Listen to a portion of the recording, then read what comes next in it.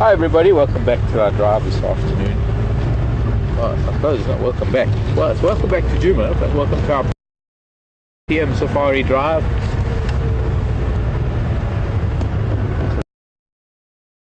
Lovely afternoon, it's not really too hot. We've had some cloud all afternoon. And the water's amazing. And well, quickly rolling. It's been kind of hot and humid. We've almost been expecting a storm to come in, but it hasn't rolled in at all. Roller, they visitors, they're going to be gone soon. Just bear with them.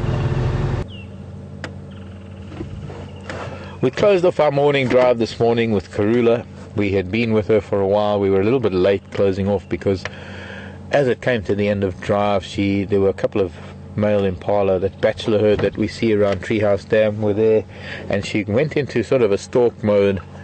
We lost sight of her, so we kept a view of the impala rams, two of the impala rams from that bachelor group that were there. Lilac-breasted roller, not the best view we can get of it because of where he's flown to. You can see how it's a hot afternoon. He's panting. Most birds are going to be like that this afternoon. Beaks open, breathing fast, trying to cool down. He's just chased off a pair of redback shrikes that came into his territory. Hula tree.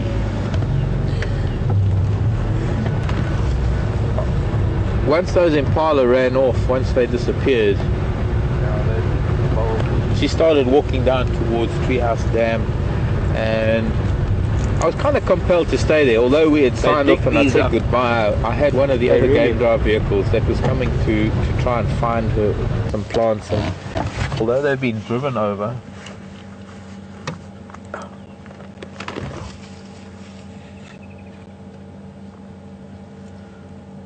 yeah, they've eaten the bulbs.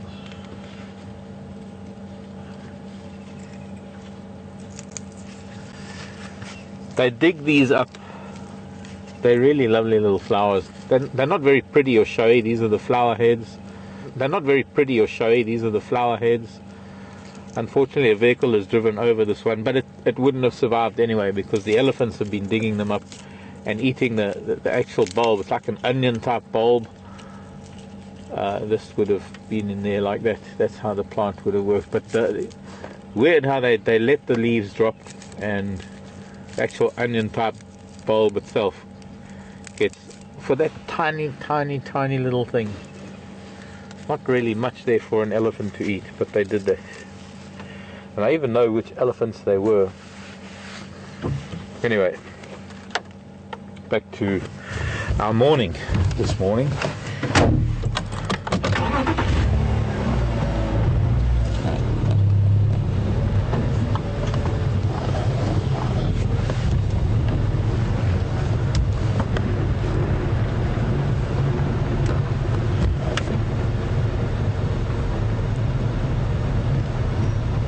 And eventually the impala ran away, and we actually lost visual of Karula.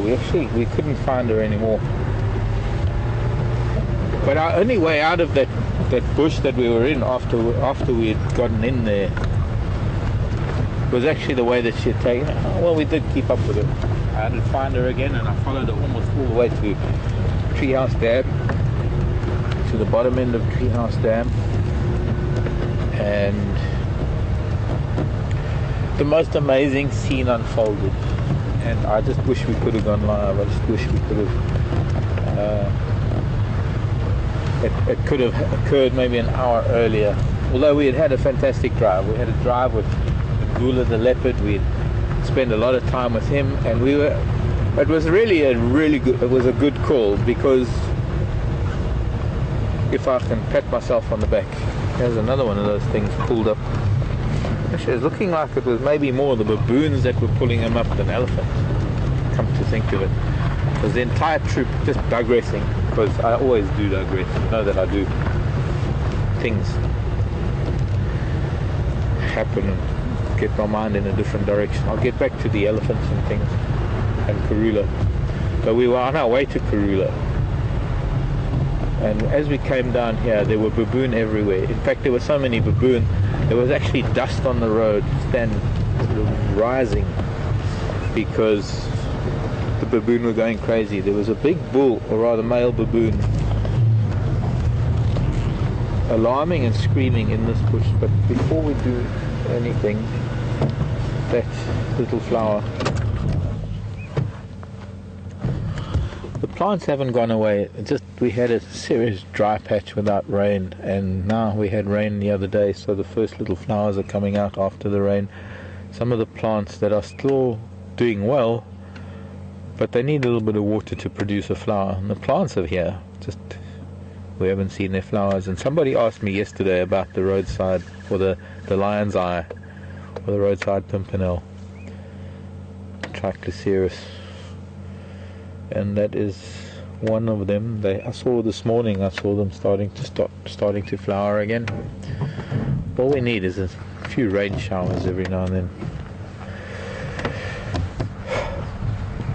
So much to tell you. So big baboon was in here shouting and screaming, and the children were making a noise. It kind of sounded like a conflict, and I was wondering if it wasn't maybe because there might have been a leopard in here.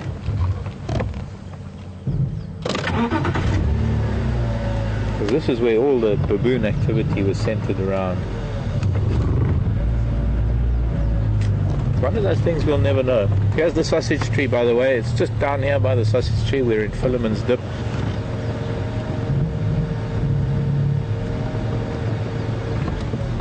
And none of the sausages left. I could probably go and find some lying under the tree.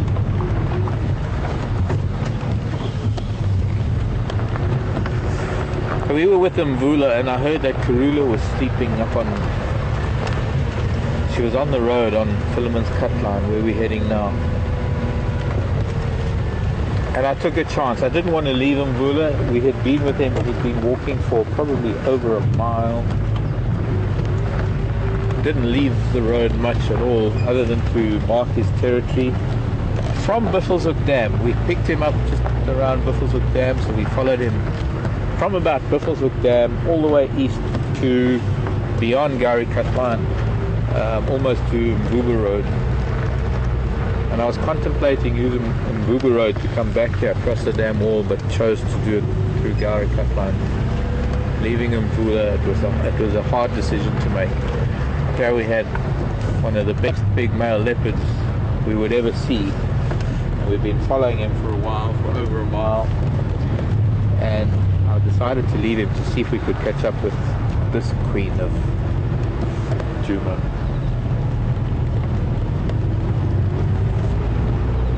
As we got here, there were a few distractions. There were some kudu up on quarantine that were chewing some bones, and we need to go back up to quarantine to have a look at those bones, because I want to show you what it is that they're chewing on those bones. And as we came down into Philemon's Dip, there was a baboon pandemonium, and I thought that maybe she had gotten up from where she'd been lying down up this road, come down this way, and that she was having this altercation with baboon. My heart took a leap, really, because that was a very big troop of baboon.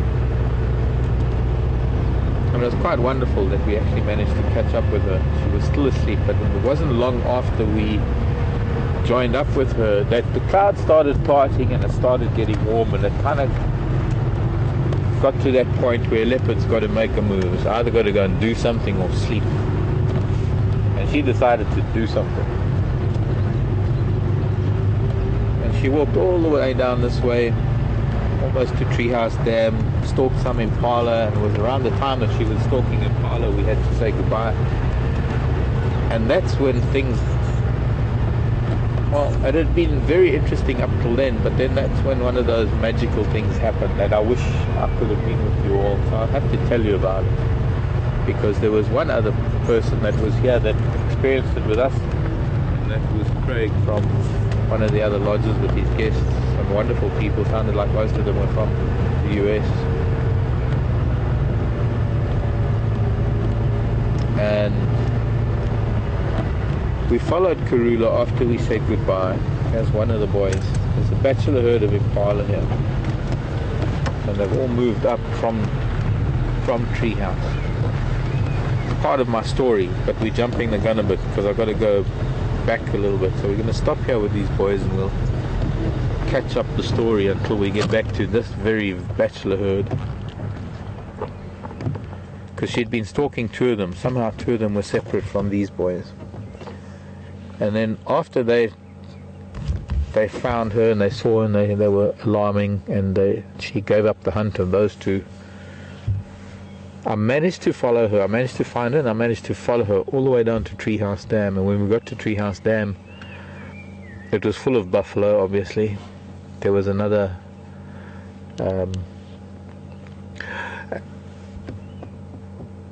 then as she came out into the clearing at the bottom where we're going to go now, because we have to go and see, that's where we're going to start looking for her. We're on our way to Treehouse Dam now. When we stopped there, she came out and she sat on that edge and she watched all these buffalo, and then within a minute or two there were over 20 elephant. It was a huge herd of elephant, from the tiniest to the biggest, that came in, and some of them swam and some of them mud bathed and some of them drank, and just the most wonderful early activity without, especially I suppose for Brian, who's now in FC. Brian didn't have really the opportunity to not have to deal with the camera, because this was just on our way back to camp. And we sat there with buffalo and elephant and Karula at the side, and Craig was coming in to show his guests. It was the most wonderful morning. I think we only got home after 10. It took us an hour, I think, or more, to get home after drive. As we left Treehouse Dam, this very bachelor herd that we are with now were not far from Karula. And if she bided her time and if she did the right thing, she might have even caught one of them. There are a couple of young yearlings with them, youngsters. And the fact that they've moved so far up doesn't really indicate much, but it could indicate the fact that she is down there and that they've all moved up here closer to Philemon's cut line, away from Treehouse Dam, because she made a play for one of them. So our main direction this afternoon, we're going to go around Treehouse Dam and we're going to see if we can find the Queen. Hello boys, I wish you could talk to me. Amongst this little bachelor herd is one impala.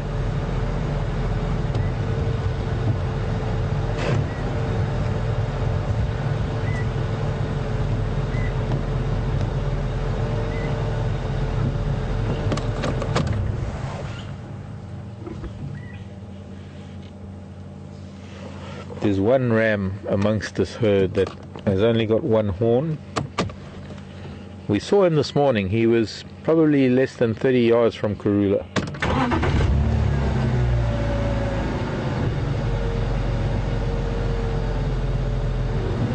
They are a little nervous. I can see there are also, if we look just beyond these two impala, through that gap, beyond those two, there's a termite mound in the background. There's a dwarf mongoose sitting on top of it.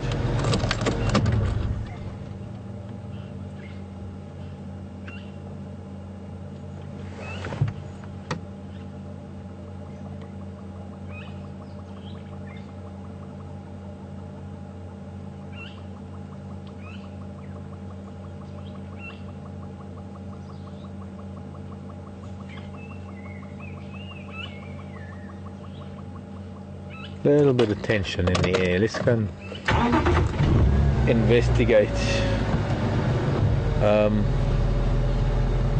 Now,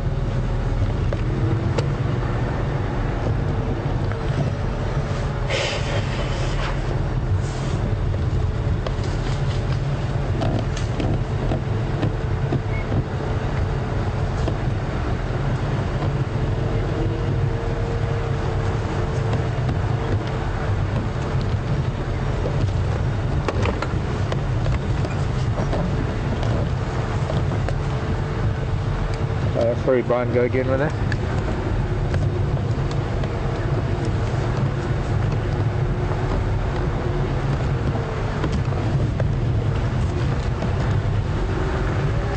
Oh, okay. Donna in Maine. Who was Philemon, and why is the cut line and the dip named after Philemon? As far as I know, Donna, Philemon was a man that worked here on Djuma, on Gari. I think he worked for Yuri's father, the previous generation of Mulmans that owned the property. And he had been here for many, many, many years. He was an icon of this property. I think he had helped cut a lot of the roads. He had helped maintain the property. Philemon, I think a lot of what exists now is due to an old man by the name of Philemon. And I know that I need to ask people like Jackson, one of the guys who've been here for quite some time, and maybe Ephraim, and a couple of the guys that have been around, a couple of guys that come from the same village that Philemon came from. I need to ask them about some of his background and maybe some of the anecdotes. A lot of this information has been passed on to me from some of the viewers who've been around for a long time. Sharon, I think, is one of them, filling me in on the history of Djuma and that Philemon was a character. I never knew him, I never knew about him much, but I do know that he was a part of Djuma for a long time.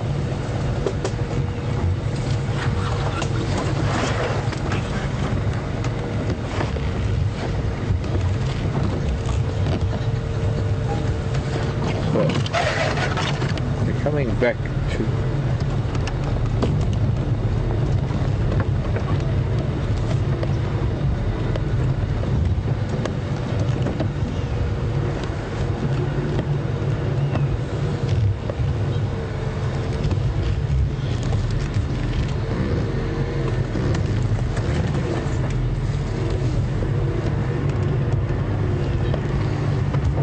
Donna in Florida. I'm glad you're enjoying your day, Donna.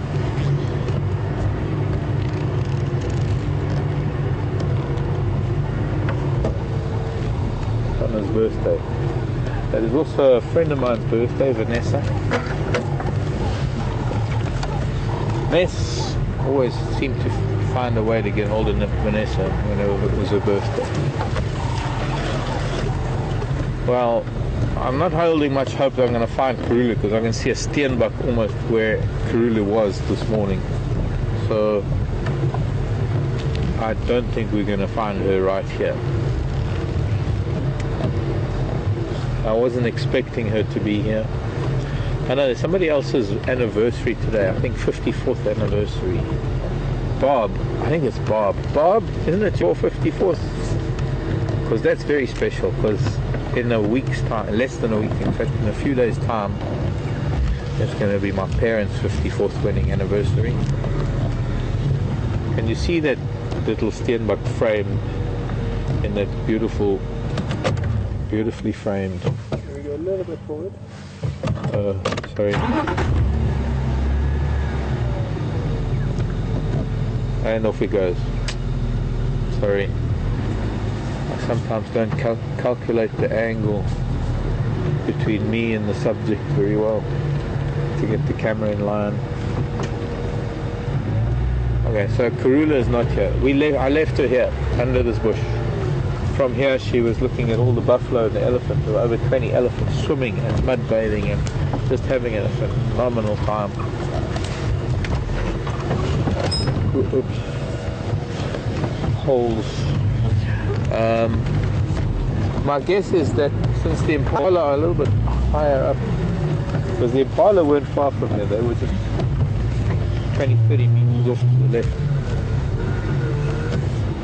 I'm guessing that maybe she would have found her way. Oh, Gosh, she could be anywhere. I think our best bet is to maybe just go and do the rest of our drive this afternoon.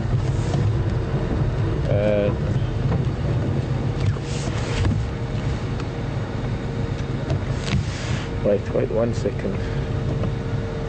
Second thoughts. Let me just go a little bit further up. I think if the Impala were there, she might have done something that way.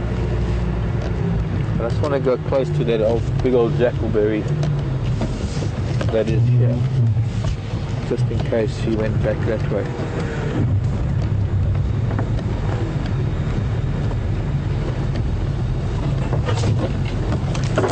54th wedding anniversary.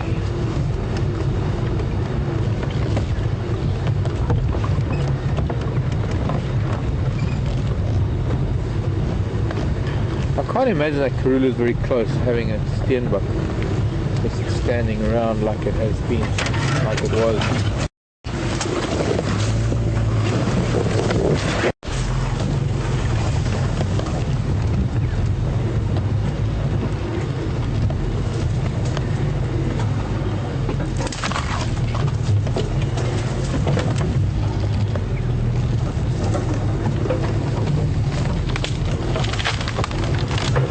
But if nothing really much happened, this is a good termite mound and a good spot for a cat to spend the day.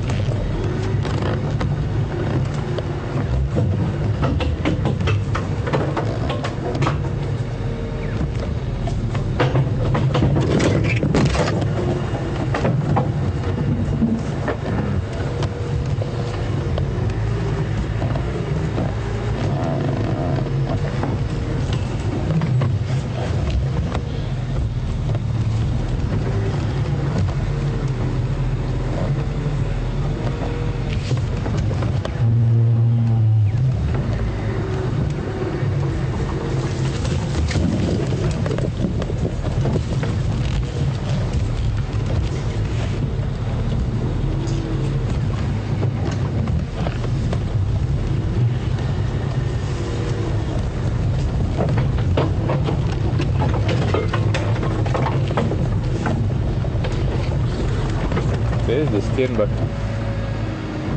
Bouncy as it is here. Ah, no, and it's gone again. Bumpy and full of holes. Alright, well, we'll try and drive around a bit and look for some tracks. Other alternative is to go for a drive for the rest of the afternoon, come back a little bit later and maybe she'll make for the water hole to drink. The buffalo will be they'll be gone by then.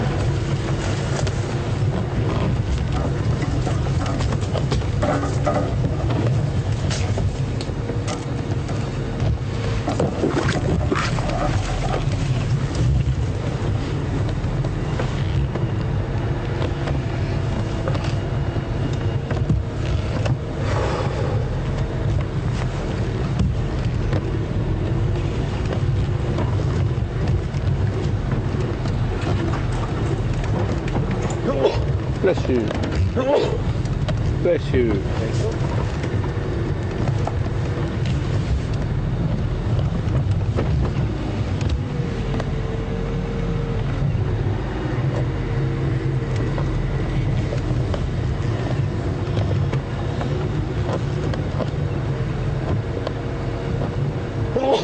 And again.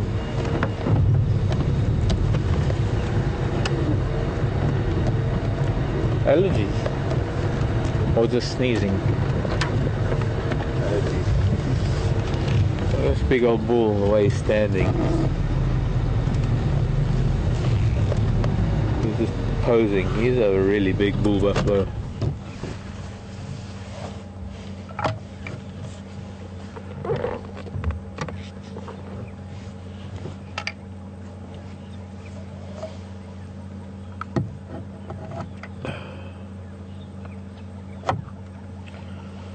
Now he's just back to normal.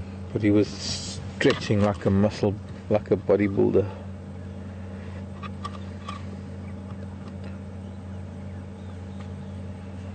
And just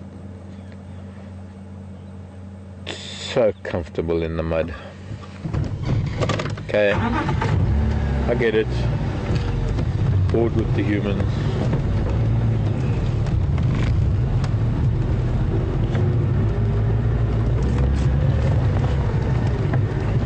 I guess I should have been looking for spoor on the way here. I didn't think of that.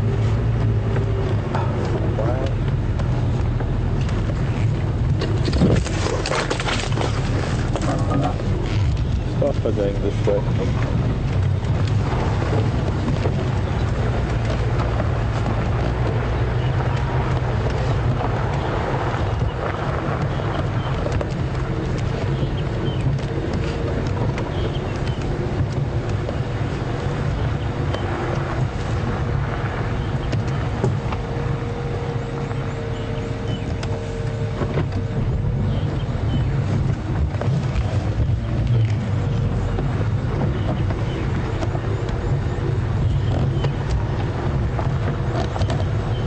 Not sure if she came down here.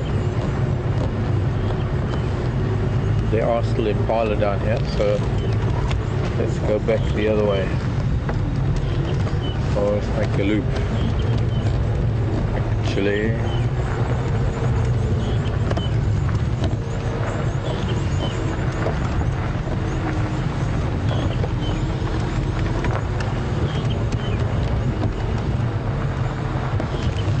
these bachelor boys here.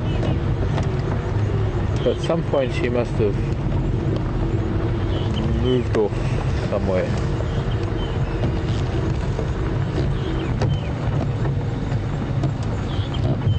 Hello, Mr. Buffalo.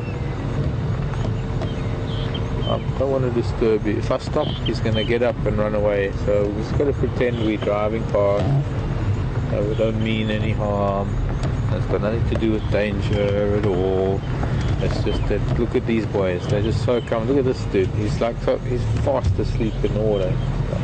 Flat on his side almost, using his horn to prop up his head. Go back a little bit. You can see that.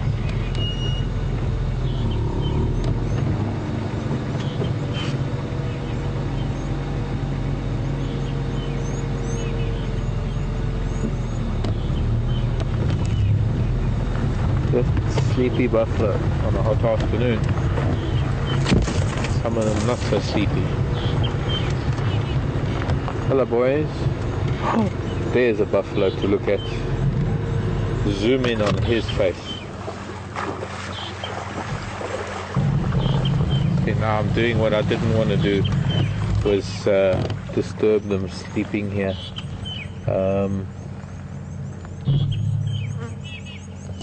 But that's the boy. Look at that, with that muddy face.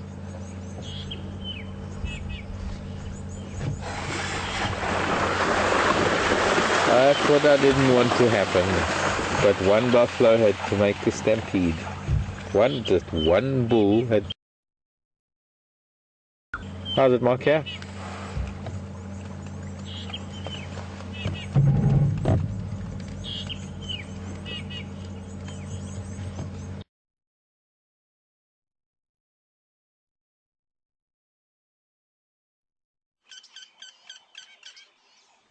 Hello everyone.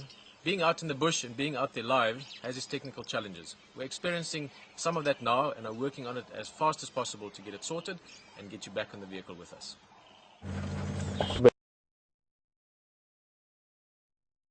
East.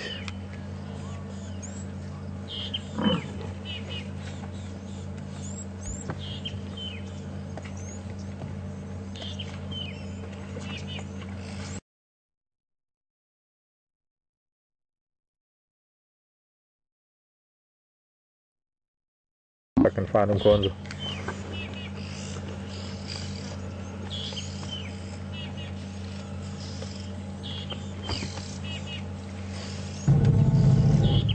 But still, he's the boy that caused the trouble. But look at that. Hey, what a face. What a face. Of all the buffalo here, it's got to be the meanest buffalo we can look at. Because somehow he's mashed a bit of mud on his horn with a bit of grass and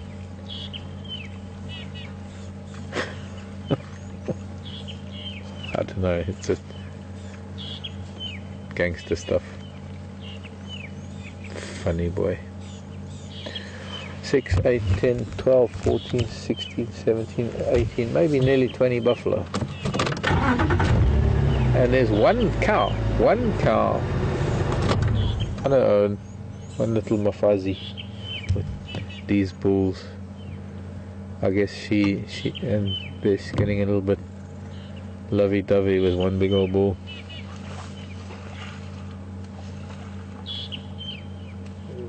He's playing hard to get. But where she came from, no one knows. Maybe she was left behind by a herd that moved through here. And since she's on her own, all she can do is socialize with these big old men. I suppose she might be in her element in her terms. He's also a lovely big old bull, this one now, coming into the mud. He wants to know what's all the fuss about.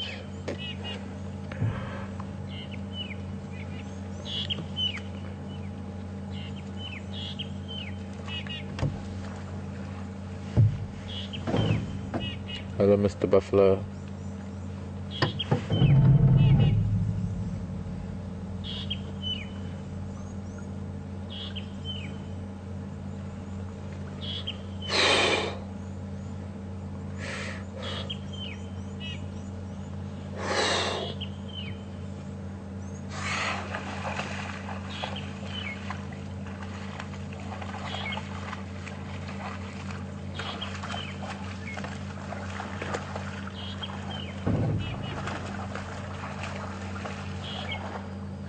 I guess we better leave them alone. They want to go and relax in the mud. Sorry, boys. Actually, with this young cow, there's also a fairly young bull here with this cow. I might have been separated from a big herd that came through here at some point. And just waiting for the herd to come back again, maybe. So, let's seek the company of these old dogger boys.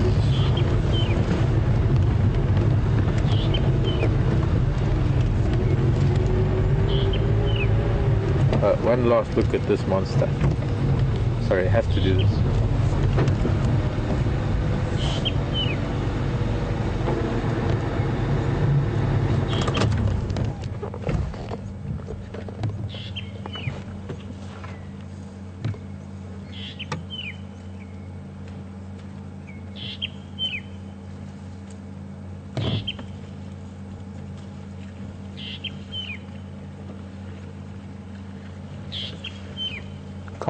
Compacted mud all over his face and his horns and his bust, with grass embedded in the mud, and well, a stance that says don't even think about it. I'm not thinking about it, Mr. Buffalo. I'm going to look for a leopard. Hope you haven't chased her away. Bye bye, Buffalo. Thank you, Buffalo. Muchos gracias. Much obliged.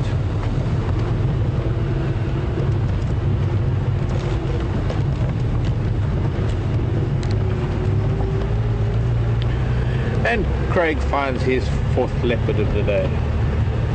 Up on Torchwood or Buffalo's somewhere up there.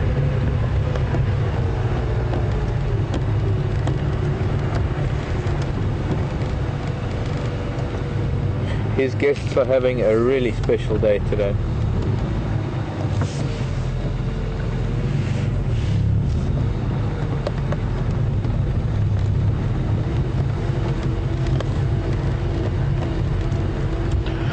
Hello, Marjo. Marjo is in the Netherlands. Nice to hear from you, Mario. Nice. to have you on drive with us. Do Karula and Mvula share a territory?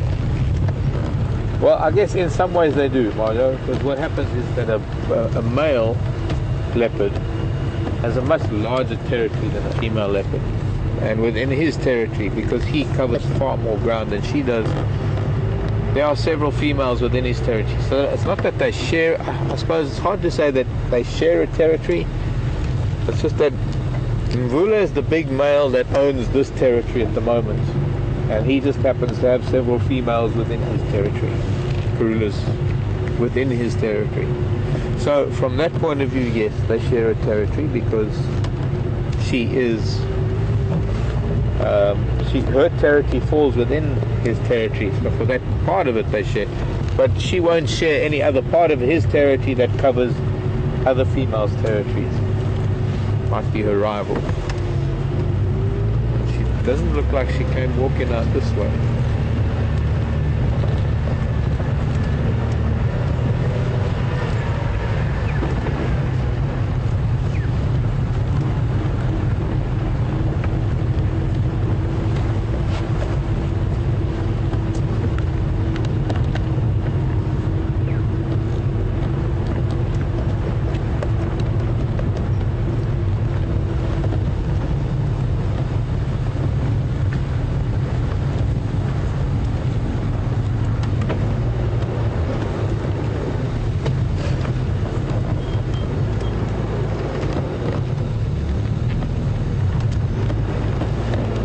Hello, man. You're also another formidable character.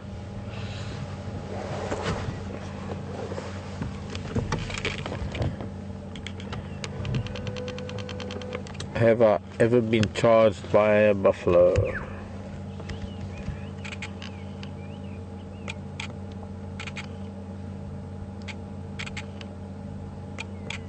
Question from Ohio, from I think Alice.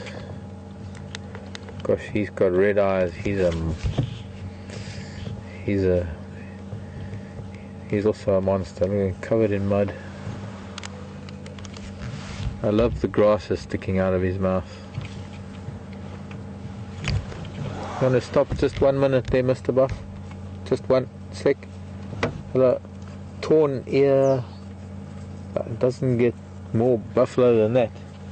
Covered in mud, he's got a torn ear, grass sticking out of his mouth. Have I ever been charged by a buffalo? Oh, look, there's a vulture. That's encouraging, though it's not a hooded, it's like the white back. That's up on Spam Road. We'll go and find it.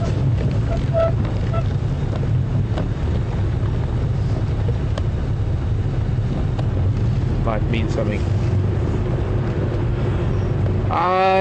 Yeah and no. Yes and no.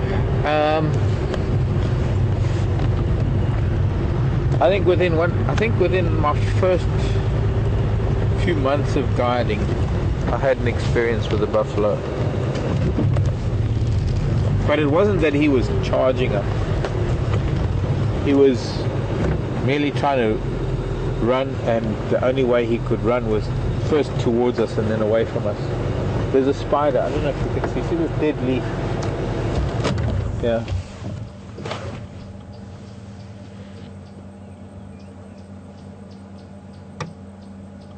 Just next to that is a spider we would not likely to ever see, just to the right and below it.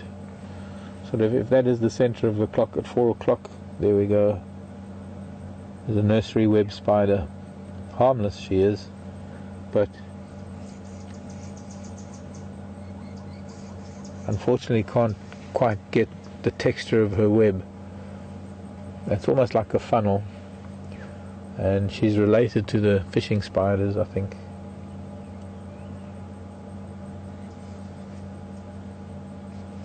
But if I have to tell you how many times I do walks in the bush, or have done walks in the bush, and I can recognize their webs, but the slightest vibration, the slightest movement anywhere near the web sends them down that little tunnel into safety. And they're called a nursery web because when their babies hatch, because they're very maternal, and when their youngsters hatch, they spin almost like a tight silken cage, as it were, for the youngsters to hang out on, safe from invading parasitic wasps or carnivorous or other spiders. And it's like a nursery where she keeps her babies for their first couple of molts until they're strong enough and big enough to go out into the big wide world.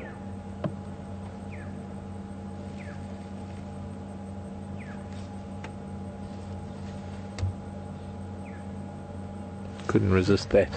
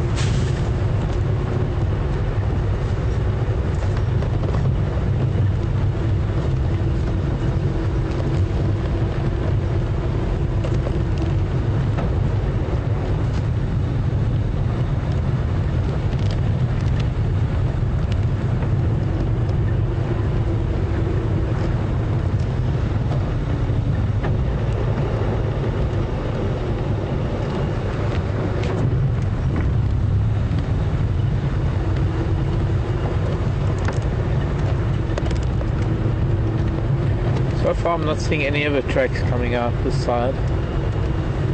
Here's another impala, or two more impala. These might be the two boys that she initially started on, or third one, of course. Another bachelor group, or part of that bachelor group that might have been split up. But undoubtedly, maybe a couple of the boys that she was looking at this morning.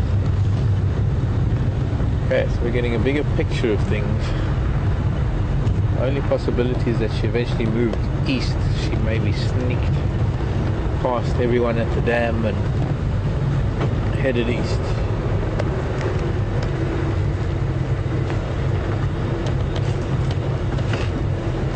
Let's see where that vulture is. Not far from us now. One that I saw from the other road.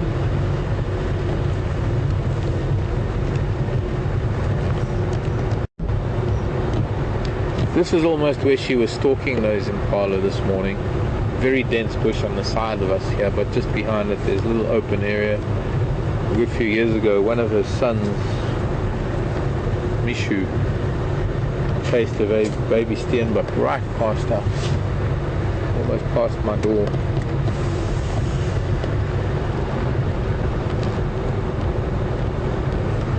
But missed the kill. It was quite an intense little chase.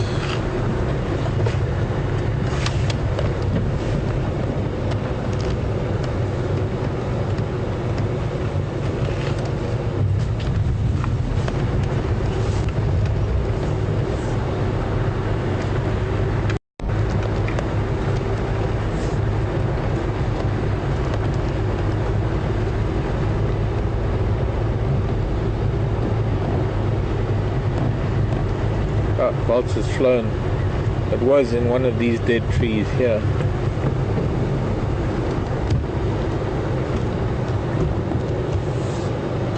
It's not really a vulture to get too excited about, because there are normally a couple of other birds.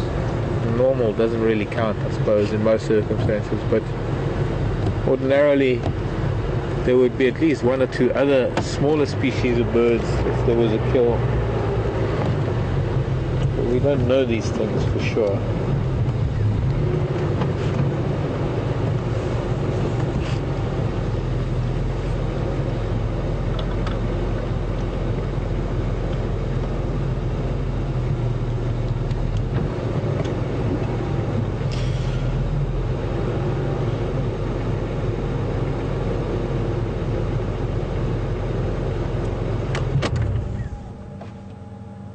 Another animal that's not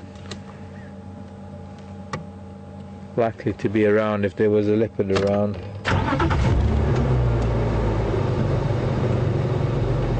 I'm a warthog, baby warthog. Or it's not a baby, it's a youngster. Maybe their den is here somewhere. And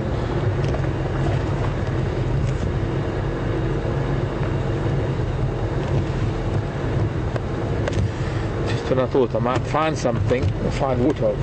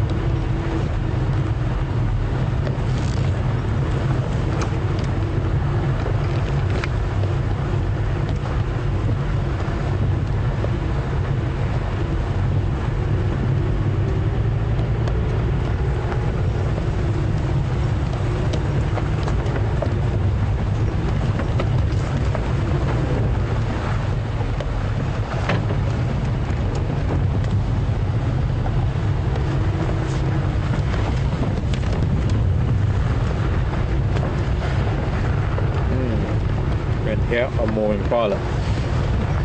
So with the number of impala and maybe the little bit of warthog that we've seen, the number of animals that we have around, the indicator is that she hasn't really been moving much. She must be asleep somewhere, not far from maybe where we left her. This is mostly the herd, I think. If I can find that one-horned ram amongst them, the herd that was close to her when we left her, with a few yearling little rams.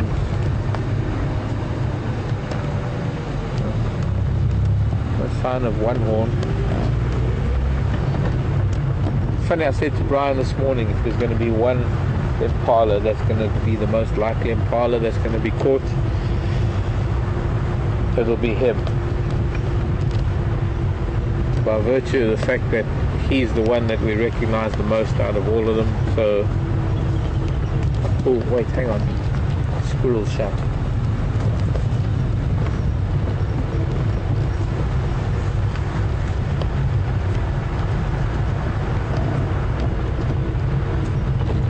We'll do a little ride around the outskirts of Treehouse Dam to see if she might have not decided to take a walk.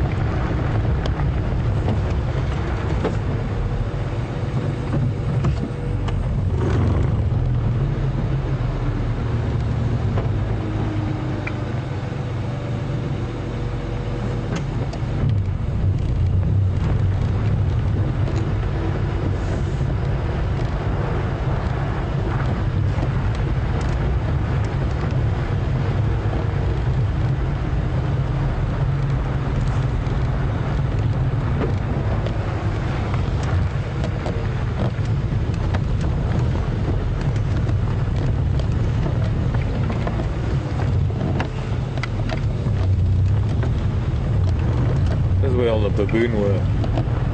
So the road's littered with baboon tracks. Good news is they've all gone south, so they might not be back for a little while, I hope. It's a very, very big troop.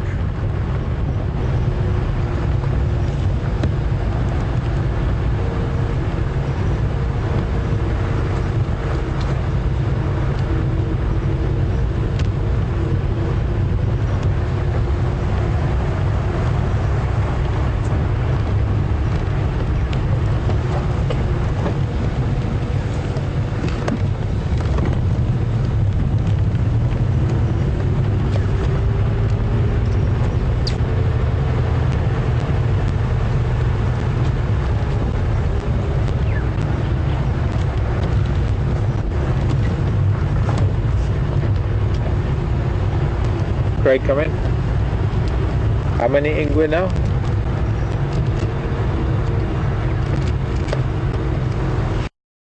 You, sir.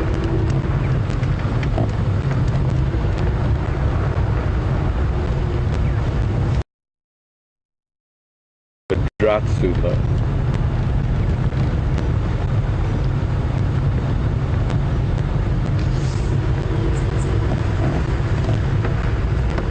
Somewhere very far east of us, there's that vulture that was on this side.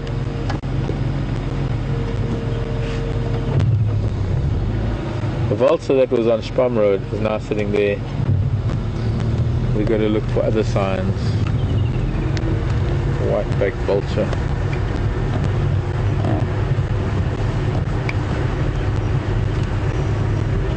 Didn't fly far. I'm wondering what they could have been near Treehouse Dam. So far no signs of Karula.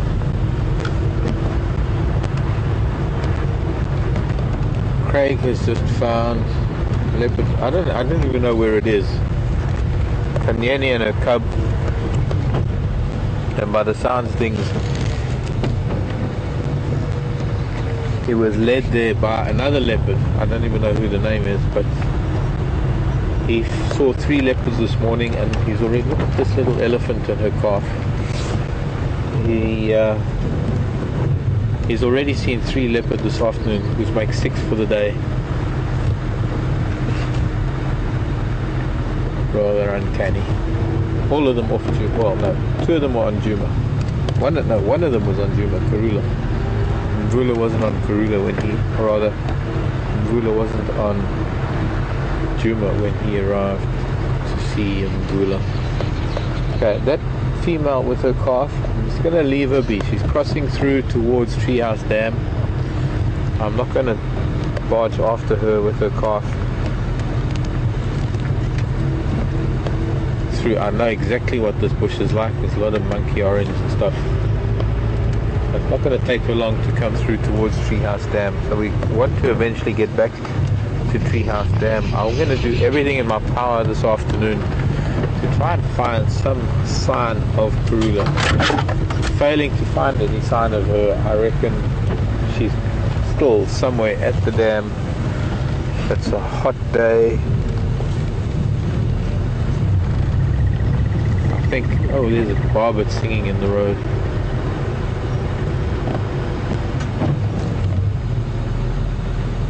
Gone.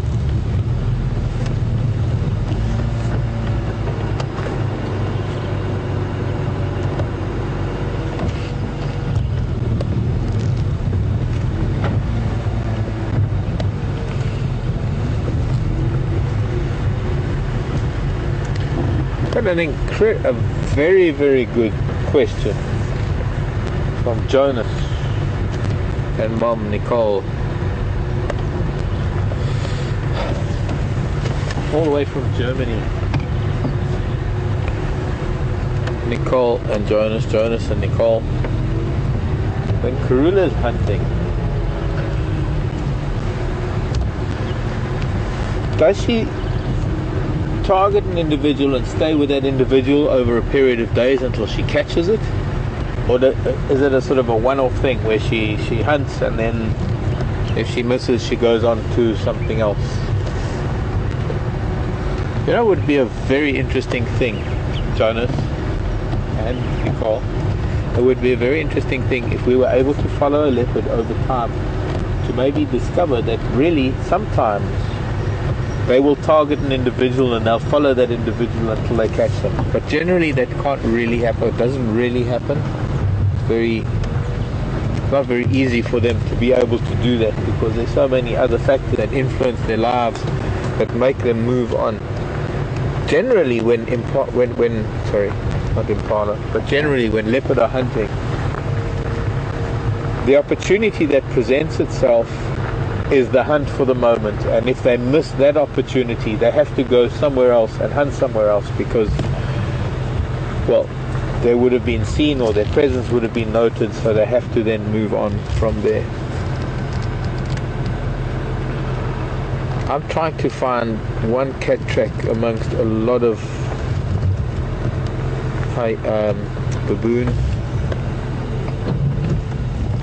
Fortunately, I'd say that these baboon were here long before Karula eventually got down this way, because the baboon were here just before we saw her, and then we were with her for quite some time, by which time I hope actually the baboon went a lot further south. So I'm hoping that if she did come this way at all, that her tracks would be on top of the baboon tracks. But so far I haven't found anything, and so far everything is indicating that she might still be up towards Treehouse Dam somewhere. And as only a cat can do, she might be sitting somewhere in the shade just waiting for things to cool down. She might have made an attempt at some of those impala. No way to know. Although one vulture is giving me a little bit of a hint that maybe there is something about what went down here. Let's bend some of these branches back. Very tree.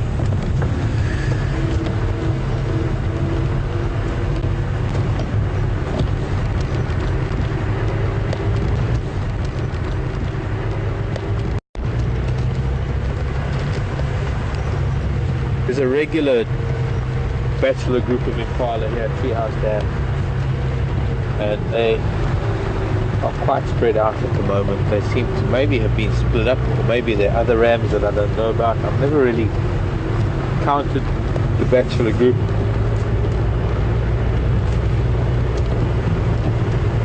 And there's only really one individual within the bachelor group that we can say, oh, I know him because he's so distinct.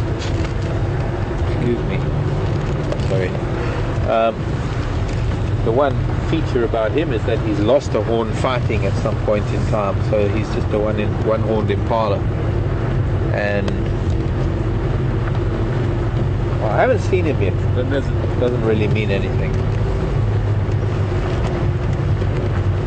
Well, we know how patient Karula is. She's an 11. She's going to be 11 in a week or two. Early in March, she's going to be 11 years old. And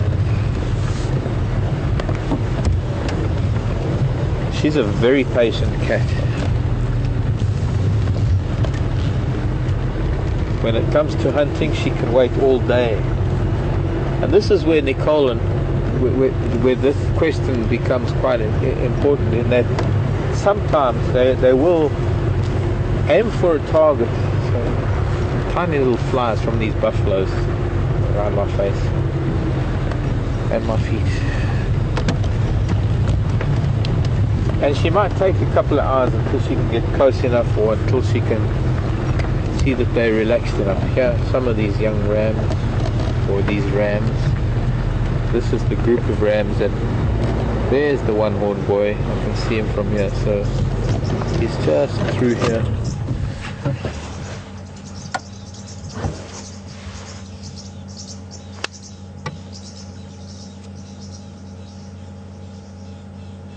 And I can see an elephant leg and an elephant trunk. So the ellies are coming closer. They're coming down, maybe coming closer to the water. But what is most puzzling is that there are no tracks of Karula so far. We've still got 1 or 2 roads to look at. I mean, we're not looking at much here. I need a quarry branch. I threw all my quarry branches away. Boy, do I need a quarry branch. There's a herd of ellies here, and they're going to be getting hot, and I'm sure they're going to be coming down to the water soon.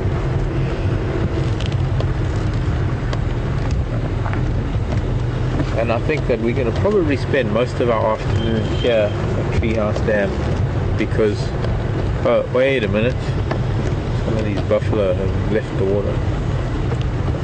No sign of Karula yet, which means that so far my thoughts are that she hasn't moved far. There's an ellie, not far from the water. They're not wet yet, but while we're waiting for the ellies to come in, there are all sorts of things happening around Treehouse Dam this morning, or rather this afternoon. I just want to continue to look for signs.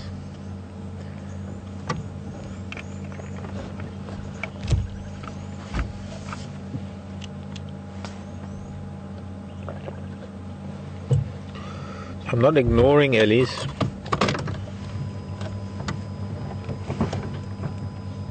We're going to come back to them with all these buffalo. I've just got to go and look for some tracks.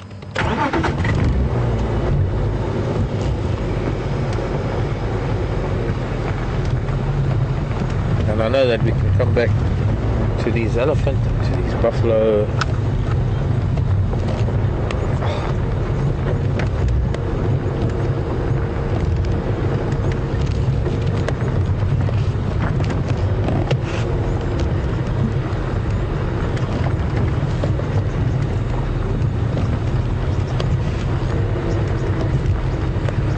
You've got quite a wide spread of horns. Wow.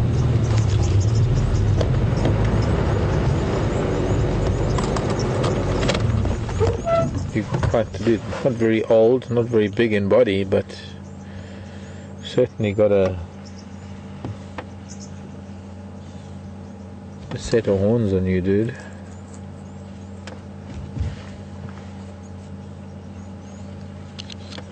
Yeah, you don't like the oxpeckers, like I don't like the flies that buzz around my face that are actually your flies. You can have them all back. I'm sure you prefer flies to oxpeckers. Maybe not. It can get so irritating. I'm sorry to disturb you, Mr. Buffalo, but I really need to look. Oh, he's phlegm. He's doing that dude. He's doing a phlegm and grimace. He's just, yeah, get that Jacobson's organ working. Sniffing something, probably the urine of that female that was here. And he's been sniffing, and then he opens, she's lying down in the water.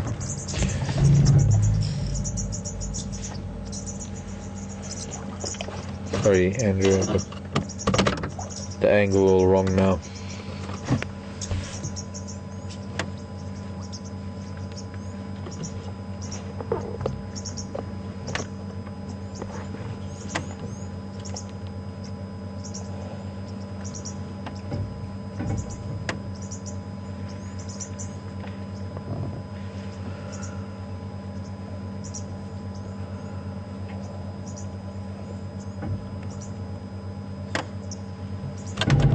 The presence of a female buffalo, and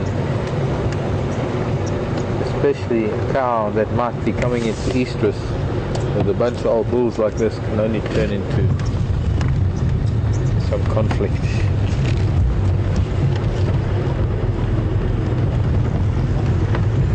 Okay, we're going to do another loop now, going down this road towards the dam, and see if Karula can come down here maybe. Otherwise, she's still somewhere around that water. Oh, what was that?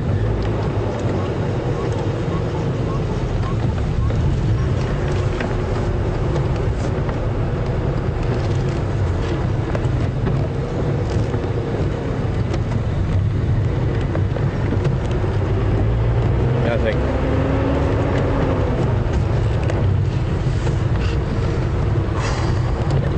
I think there's big rain on the way tonight. We should be on first quarter tonight.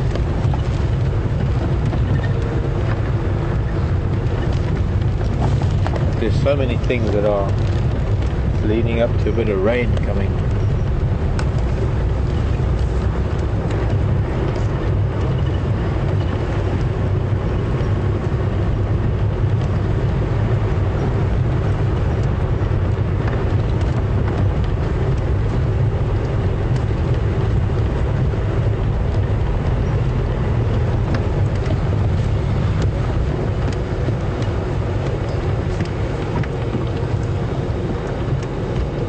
No sign of our cat. She hasn't moved much. She's somewhere where we left her this morning, and she's probably asleep. Or actually, I think she might actually have made a kill. The one thing was that there was a vulture there. Although it was the most unlikely vulture to find if Karula did make a kill, because there are a bunch of other birds that are the first ones going to find something. The hooded vulture, a tawny eagle or a bateleur, and it's not really easy for a white-backed vulture, which soars at such a high altitude, not really easy for something like that to find if there is a kill, a leopard kill. It's not very easy for a vulture of that size who soars at such an altitude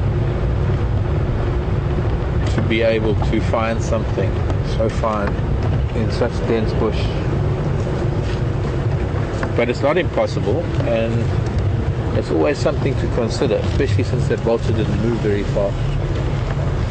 Yep, there's weather moving in tonight, no doubt about it. Been a hot day. So I hope you don't mind. We are concentrating quite heavily around this dam this afternoon. If I had to draw a map of Treehouse Dam on Earth, look, something tickling my legs. Hello, child. Hurry, come back. Must have fallen out of a tree. It's a baby stick insect. Okay, you can calm down now. It's getting so stressed out because I felt this thing tickling my leg and I didn't know what it was. I thought it was a bit of spider web or something, because they're just such tiny, such faint, such delicate creatures that you can hardly feel them. Okay, you can stand on the dashboard now. Come on. Off you go. There we go. This is a baby. A baby that is already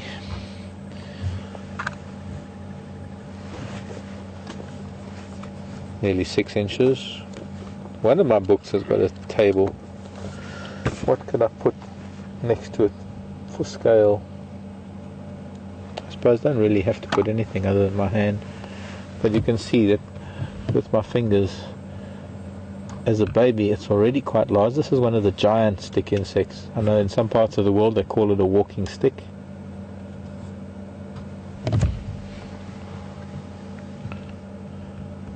We call them stick insects. Looks like a male because it has these huge claspers, what we call claspers, on the end of the abdomen. Can't really see it from that angle, but they're like two little claws, and he grasps her with that. And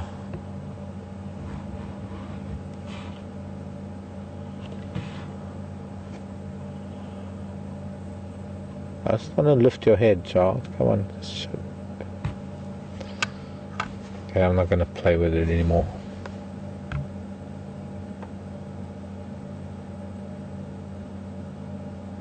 Can you believe that something like this actually even exists? I mean, there's almost no space here with these tiny little legs, this extremely thin body. You would think, how on earth does it have a respiratory system, a digestive system, a reproductive system, a brain, a heart, you know? In this state of mind I can sort of manipulate it, because it's in almost a stupor because it thinks it's being attacked. But I'm not attacking it. I'm just trying to show you. We'll leave it. We'll let it recover, and then I'll find it some grass to sit on. I'm going to actually leave the camera on it for a moment, so that as the air starts moving as we drive away, we're getting back towards Treehouse Dam, and we'll see it will start moving again soon. It'll come out of that defensive mode eventually.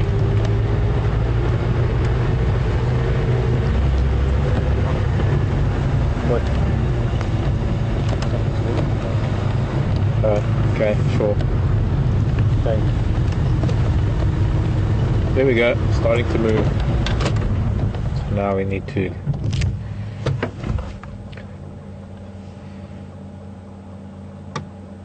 well, it was like waving with the wind. Oh, let's try that again. Seems to like driving with a bit of the wind blowing.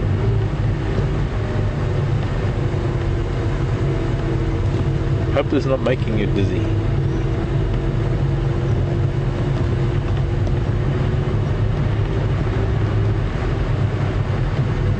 But this is the wonderful world of arthropods.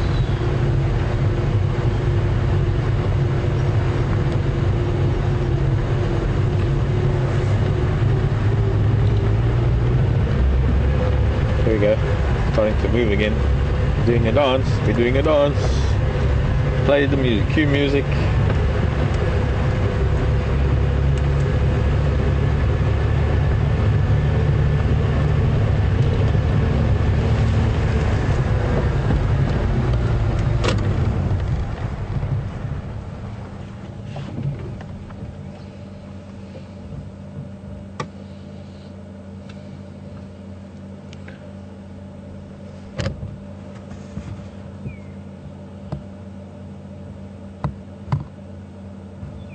There, you see those two little claspers at the back of the abdomen?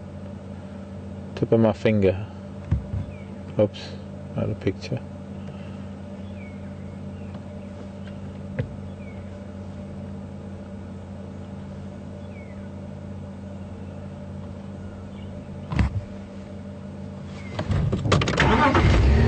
Let's find the Queen of Djuma. Her name is Karula.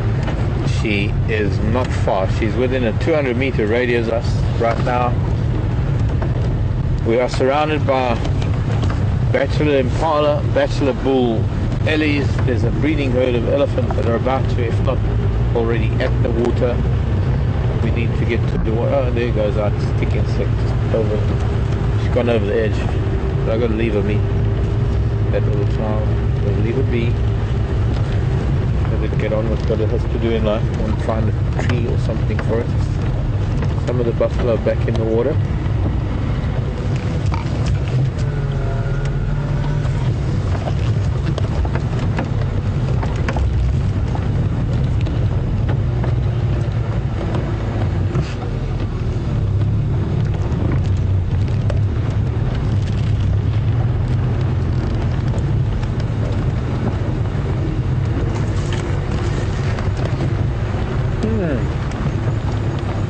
Interesting question from Larry in Indiana. Larry?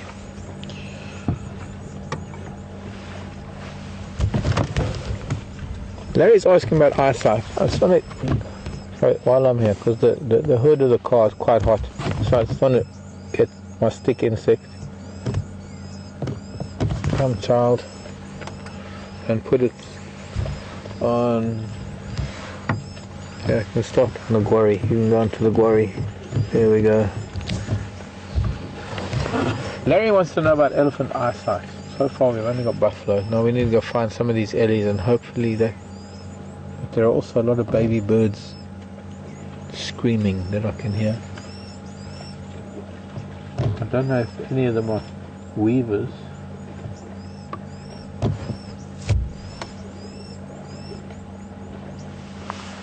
I don't think the weaver colony is active anymore. How good is elephant eyesight? And have I ever come across elephant with different colored eyes? I can hear baby birds shouting, but I don't think they're weavers. I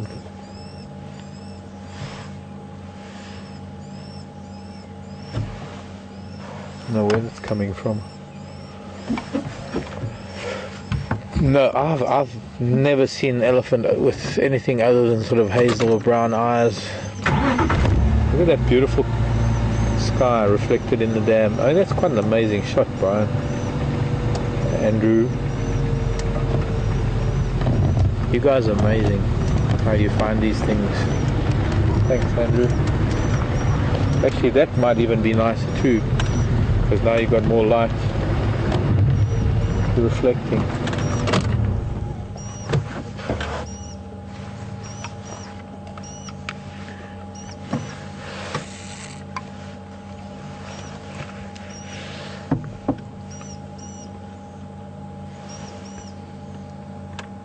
Karula's got to be here somewhere.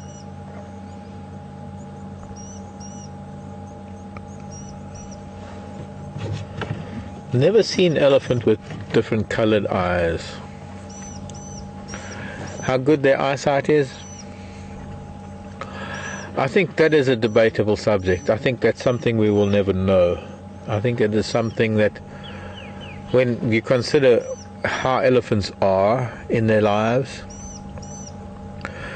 they might have fairly good eyesight. They might have pretty good peripheral vision, considering the position of their eyes.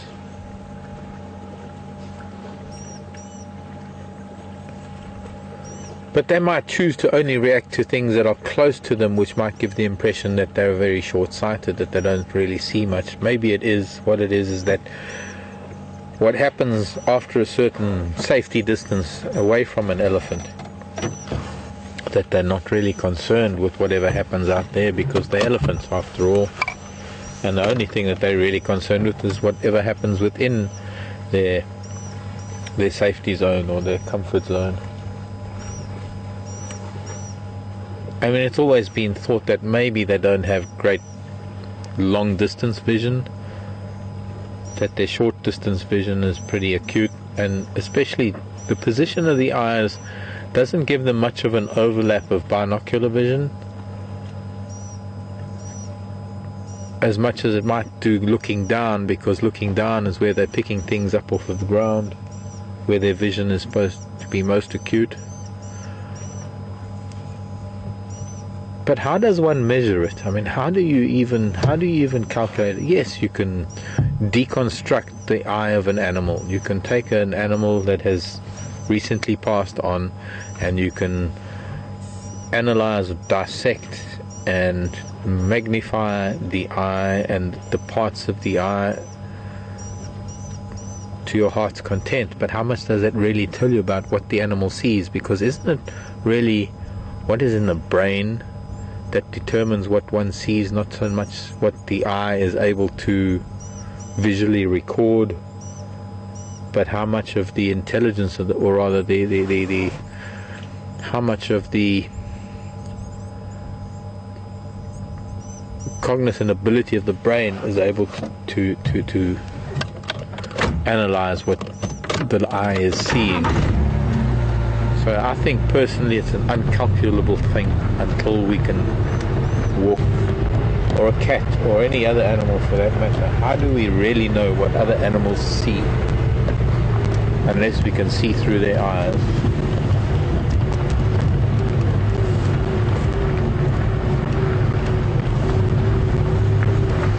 But some of these buff are now moving away from Treehouse Dam. I'm going to just head up here and see what happened to our ellies. Probably on Fiddleman's cut line or something. Buffalo heading up here, 2. Buffalo heading up here, 2. Hello, you. You see the cat? She's yay big. She's like a really small girl, and yeah, like small, and she's got spots. And no, okay. I'm not telling. It was a simple question. Buffalo wants nothing to do with me.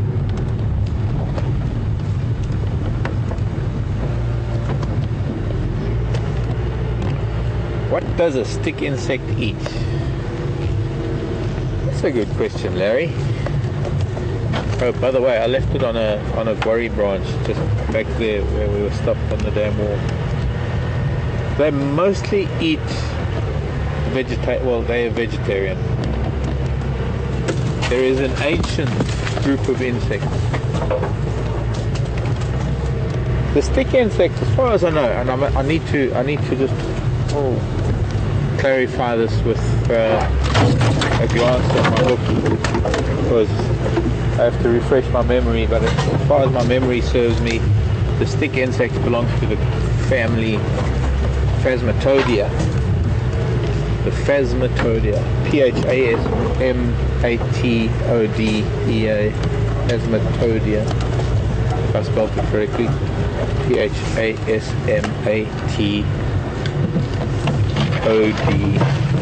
Phasmatodea, Phasmatodea. And most of the Phasmatodea are just vegetarian. They just eat fresh shoots, or that plant material. Bulk of their diet.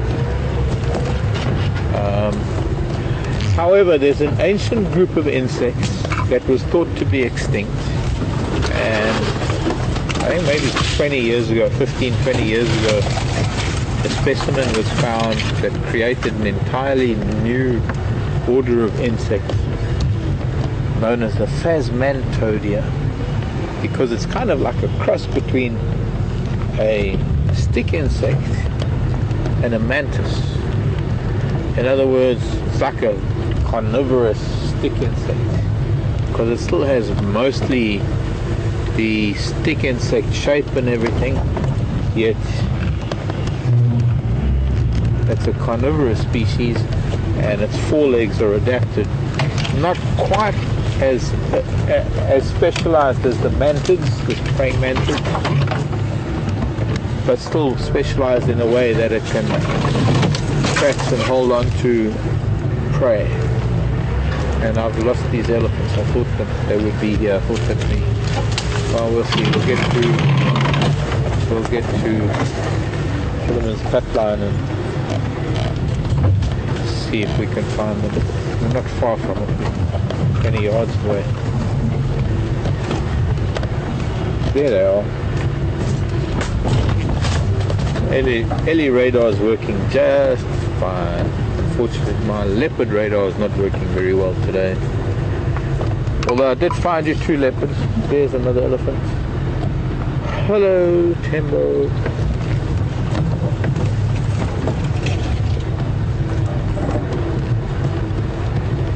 Karula's here. We just got to be patient. She's gonna get thirsty. She's gonna wake up soon, and she's gonna want to go down to the water to drink after the buffalo have decided that they've had enough of wallowing and mudding for the whole day, and they're going to wander off, because since they've been wallowing and mudding for the whole day, they're going to need to have a little bit of grass for sunset. So they're going to wander off to go and graze.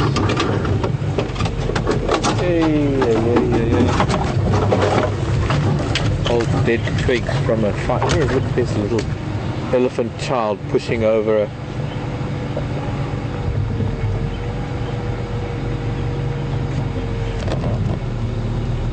Hello, Ellen. Friend Ellen in Illinois. I wish we still could do those kids things, Ellen. Why didn't the stick insect blow away? Because stick insects live on vegetation, and they have to be able to hold on to that vegetation in the strongest of winds and the strongest of storms. They are such finicky creatures. So in this, here's this, look at this. Look at this. This is a little Ellie playing with a. I have no doubt that Mama must have maybe pushed this tree over, but this little one is now practicing. Yeah, let's practicing. Mama or big sister or somebody pushed this tree over, and little one's now got a toy to play with. It's not a very nutritious tree. It's Terminalia. It's a silver cluster leaf. It's very, very high in tannins, so it's not really that palatable. Although it might be. It's good for a runny tummy, even for a human. You got a runny tummy, just pick a leaf. You can wash it as much as you like, and then all you got to do is sort of just bite it gently. Get some of those tannins to kill off any parasite. Oh yes, a toy for a baby elephant. You can see why it's called a silver cluster leaf, because look how silver it is. No thorns, very high in tannin. That's sort of the safest thing for a mother to just sort of give to a child and say, here you go, have some fun. But it got bored.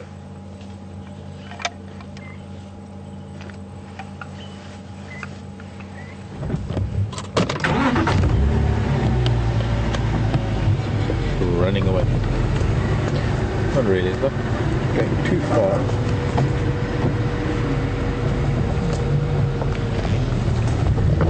So most of this herd seems to be out actually on Philemon's cut line. We're a little bit inside the bush, coming up from Treehouse Dam towards Philemon's cut line.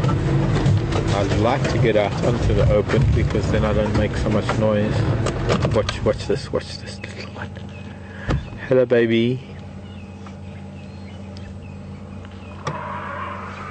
Oh, more elephants making noise behind us. I guess we've inserted ourselves into the herd. I don't think any of the trumpeting's got anything to do with us.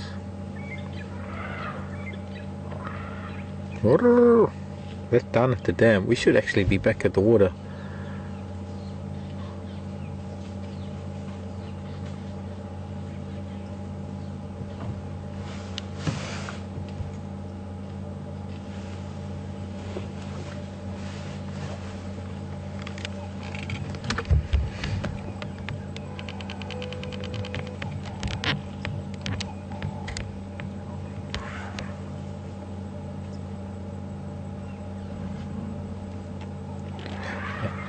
Oh yeah, there's... Are you picking it up in sound? Yeah. Behind us there's a tantrum. There's a lot of activity. I hope it's not got anything to do with Karula. So I'm giggling because I can just imagine what's going on. We've got an elephant running around, throwing a tantrum, trumpeting like mad, and I'm giggling because it probably doesn't mean much, but I just thought, oh, Karula might be down there. I don't think they would do anything to her, but just her presence and the scent of her is likely to send some of these calves into a little bit of a tantrum. But there's Mama. There's one of the mamas. Look, she's very calm. She's just browsing. She's got her head stuck in some really thick stuff. There must be some good grasses in there. There also must be some... She's picking some very fine little branches from a black monkey thorn.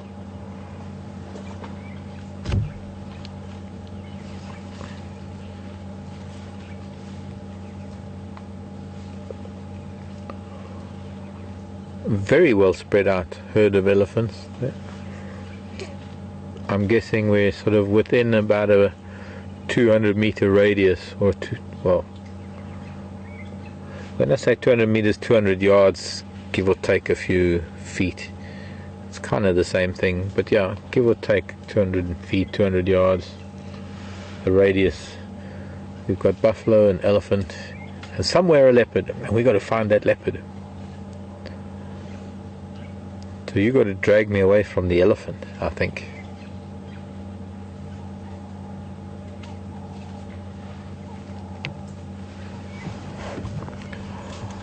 And I'm hoping that that's going to happen more or less around 6:30 or so.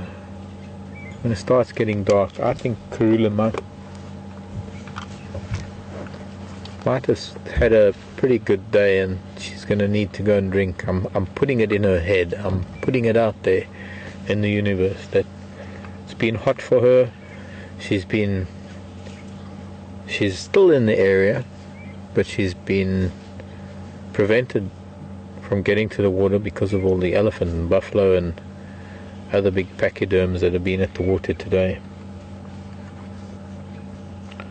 At come sunset, when everybody's left, she's going to find, time for me to go and get a drink. And she's going to slake her thirst. I'm hoping, I'm guessing, and I'm kind of counting on it.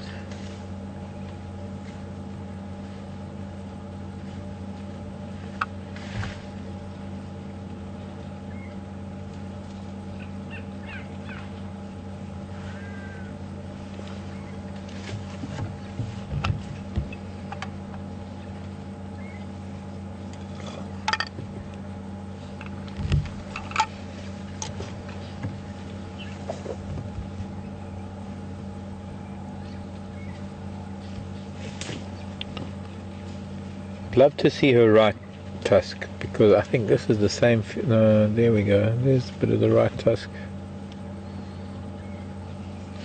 She's not a young cow, this.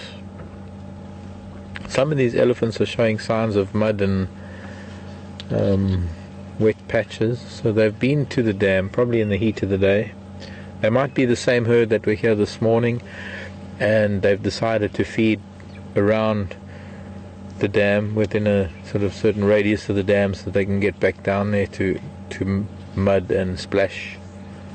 We had the most fantastic time this morning with them splashing and having a mud bath just after we left Karula.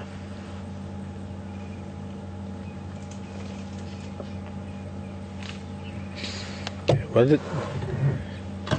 These two, this cow and calf, are not the only two around, so we're going to do a little bit of a reconnoitre, a little bit of a recce.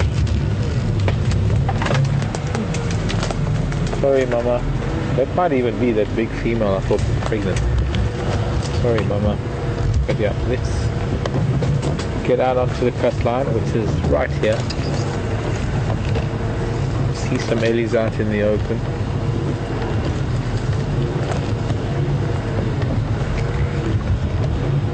We're going to continue our... In fact, we're right. You know where we are? We're right at the hyena den. I didn't realize this myself, but because we came up from Treehouse Dam, we are right at the hyena den. I thought we were on Philemon's cut line, but you know, we're right at... just behind these two little children. There's a little sandy patch. You see that little sandy patch to the left of that calf? That's where we park. That's where we park and watch the hyena cubs at the moment at the den. Wouldn't it be amazing if a hyena cub just... Hello, baby child. It's smelling, lifts that trunk like that, and it's smelling and it's stretching and it's reaching and it's hoping and it's...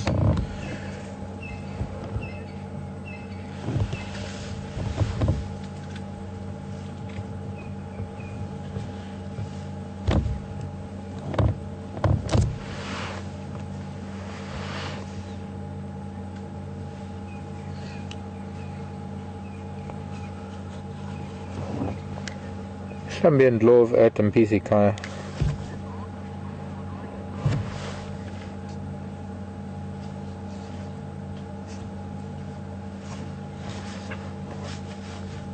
Oh gosh, I had both radios going at the same time. Craig, go again.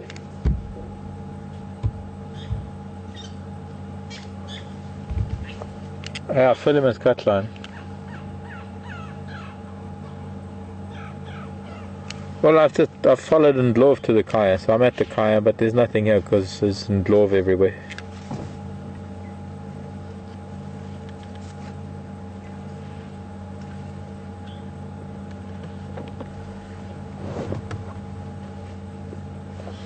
No, I haven't been there at all.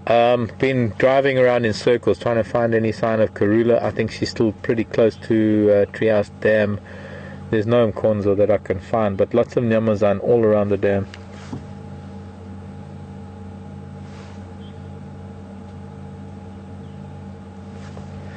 Not able to do that, Craig, but there was one Magoti sort of on Spam Road, just up from that drainage line, heading up from Treehouse Dam. I'm still going to be doing circles, trying to have a look.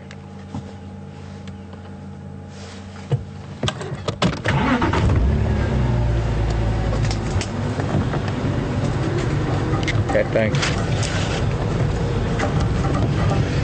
Okay, sorry, Brian. Timing, once again. Bad timing, but come back to me. What was that?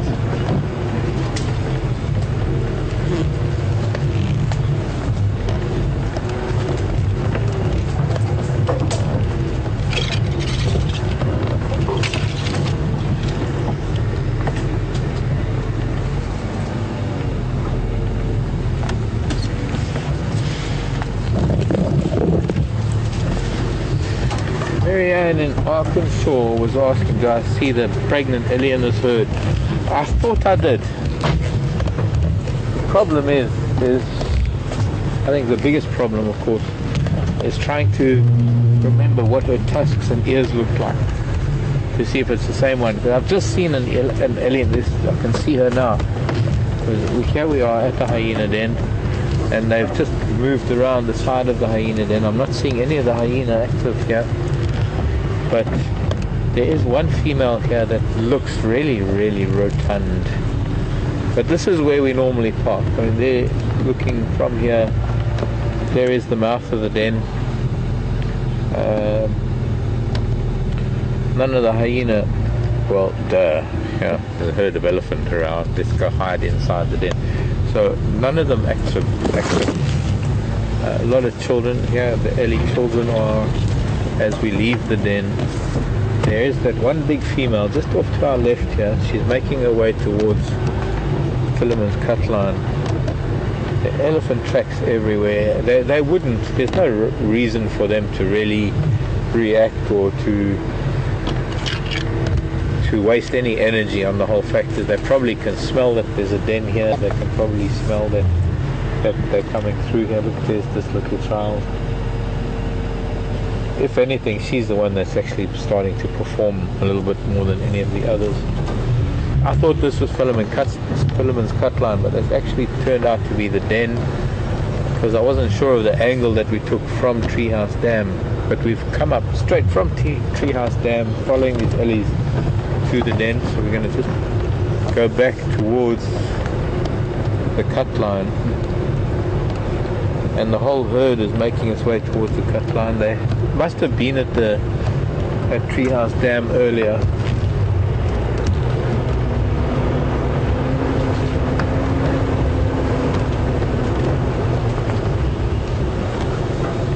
I guess to a large extent the hyena hear them coming, and they most likely what they're going to do is they're just going to retreat into the den and just not be visible. I think that's one of the sort of testaments to elephant vision, is that to a large extent you can be with elephant and they can acknowledge the presence of other animals and they'll ignore them, but sometimes when it comes to predators, it's a different story entirely. And sometimes also they can smell them and they can react to the smell of them, but they react to the sight of them more than they react to the smell of them. And as long as those hyenas stay in the den and they don't really show themselves, whether they're a threat or not, the fact is that they're meat eaters. The fact is that Ellies don't really like them. There might never be a case of hyena being aggressive or anything towards elephant. It's irrelevant. The fact is that they're meat eaters. They smell. They're meat eaters. They're carnivores. And the elephants would react quite strongly towards them, chase them, or not enjoy their company. And we can come back to them a little bit later. the hyena, I mean, the hyena den. But for now, this herd of ellies seem to, hope they're going to come out here. Well, not I hope, I know they're going to come out here. But while I'm waiting for them to be moving around a little bit, I need to get a little bit of air into the radiator of this vehicle. Just do another quick check, because Karula is here. There's no doubt about it. I've done loops around Treehouse Dam. I can't find her tracks leaving Treehouse Dam. I'm not infallible. There might be a track that I missed. She could go perpendicular to the road and virtually almost jump from the grass to the grass in the middle to the grass on the outside. Not that she's going to do that, but if she did have to cross, I would have to find one tiny little paw print.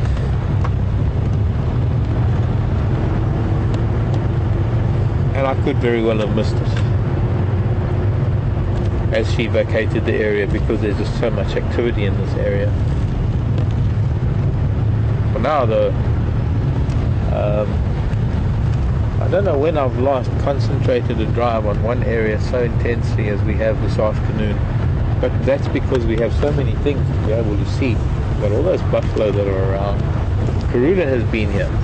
My guess is that she might be more up there towards Spum Road, because that's where I first saw the vulture, even though it was the most unlikely vulture to see if there was anything that was killed.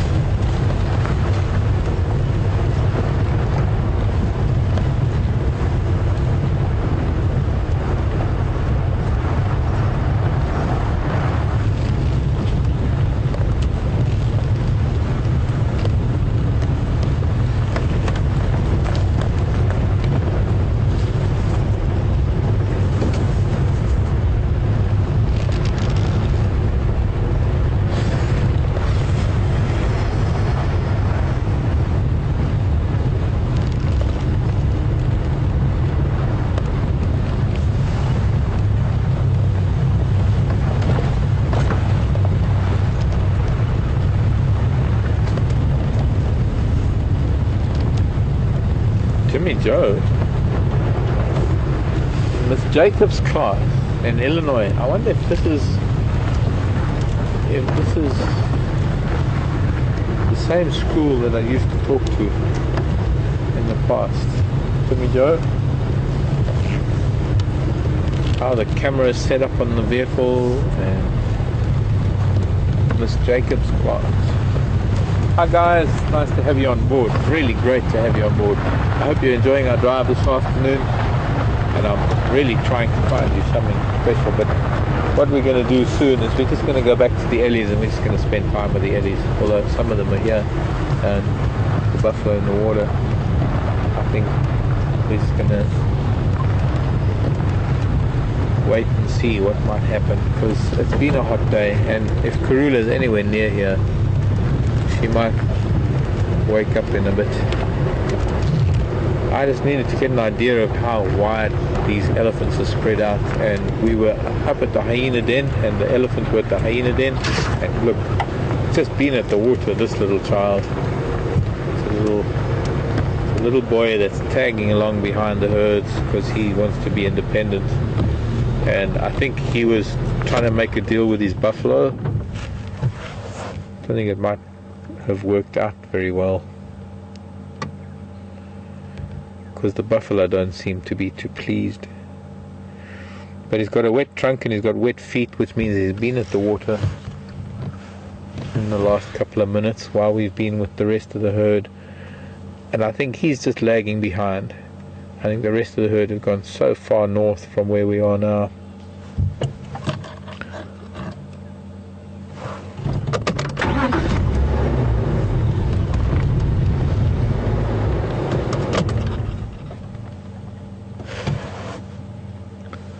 Then he's stuck here with elephant.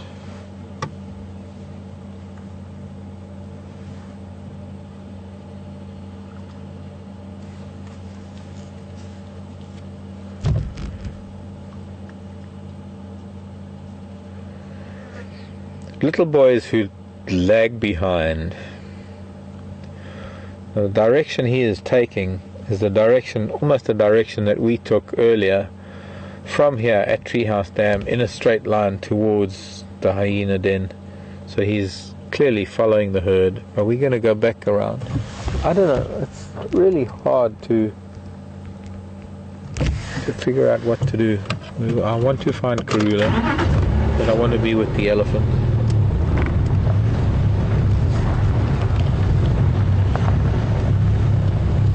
Okay, see now, there's perfect example. I'm sorry kids.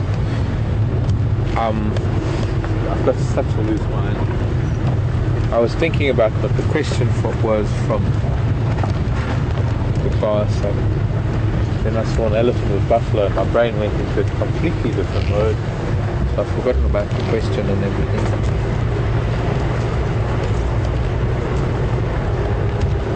I can't help it, that's the way my brain works.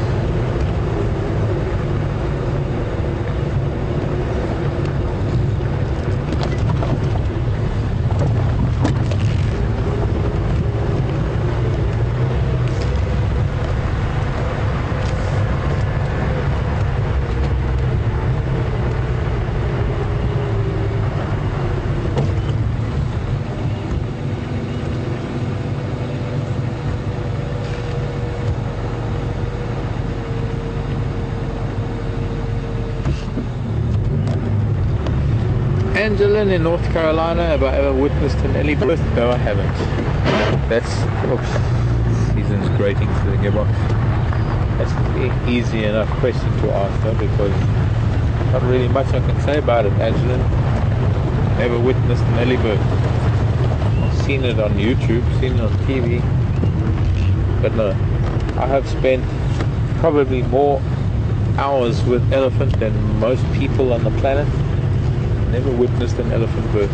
Some people have arrived in Africa, their first day in Africa, they witness an elephant birth. Go figure. But that's the way nature works. I might take another 20 years, oh, God forbid, I'm alive for another 20 years, but it might take another 20 years before I witness it. But no, I haven't been so lucky.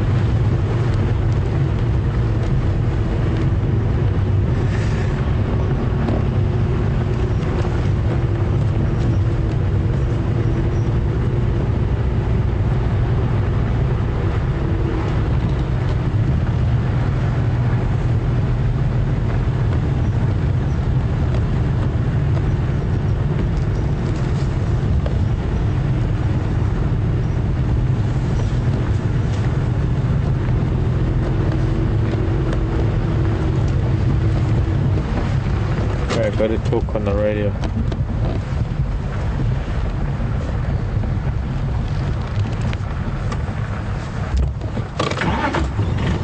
Not just yet. Sounds like there's still a lot of talking to be done.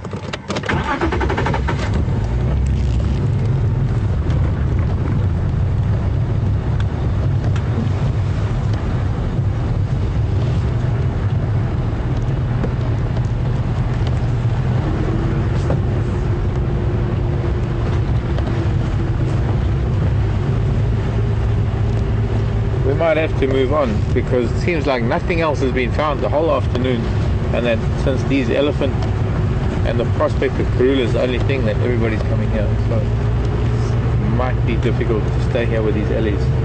But I'm going to be here as long as I can.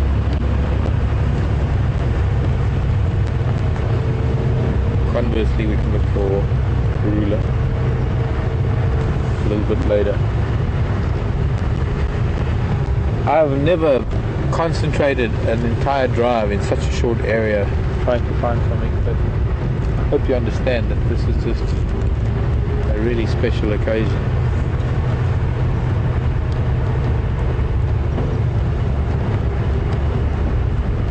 Sorry if I've forgotten some questions. Maybe I don't know if Brian can help me with them, but something I might not have answered.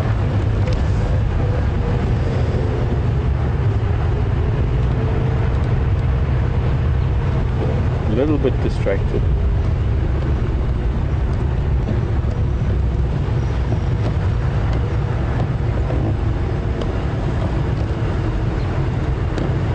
Antolin was any birth.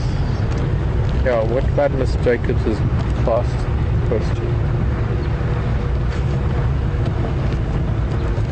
I don't think I addressed that properly.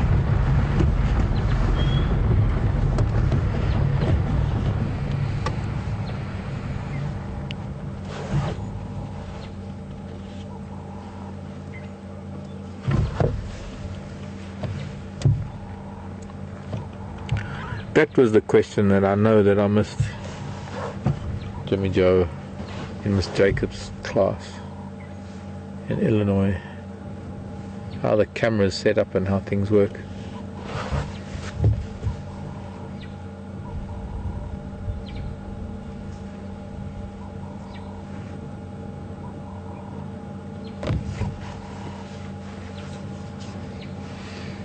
Craig, come in. They're slowly moving west from there. I'm coming back that way now on Philemon's cut line. Try and pick them up again.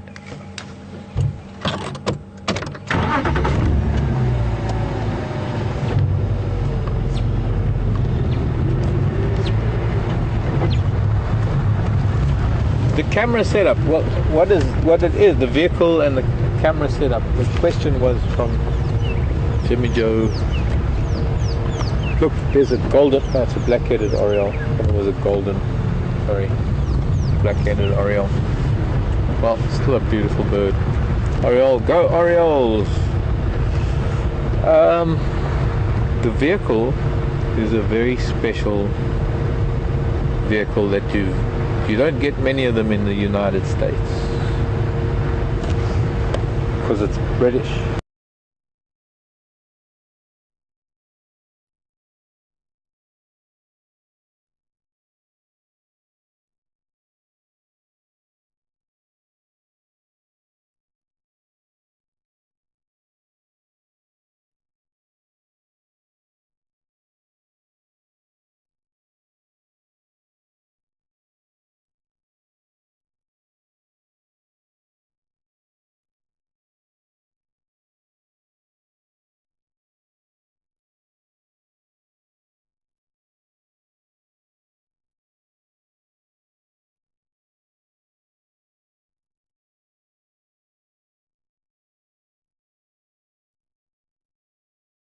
There's a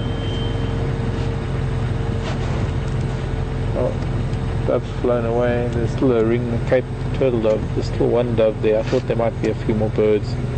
One of these days, I promise, for those birders, we're going to sit here and we're going to watch the finches and the firefinches and the waxbills and all the little birds come and drink there at the end of drive.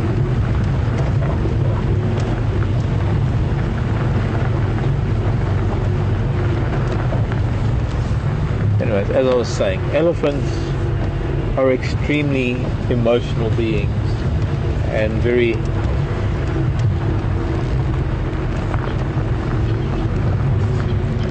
extremely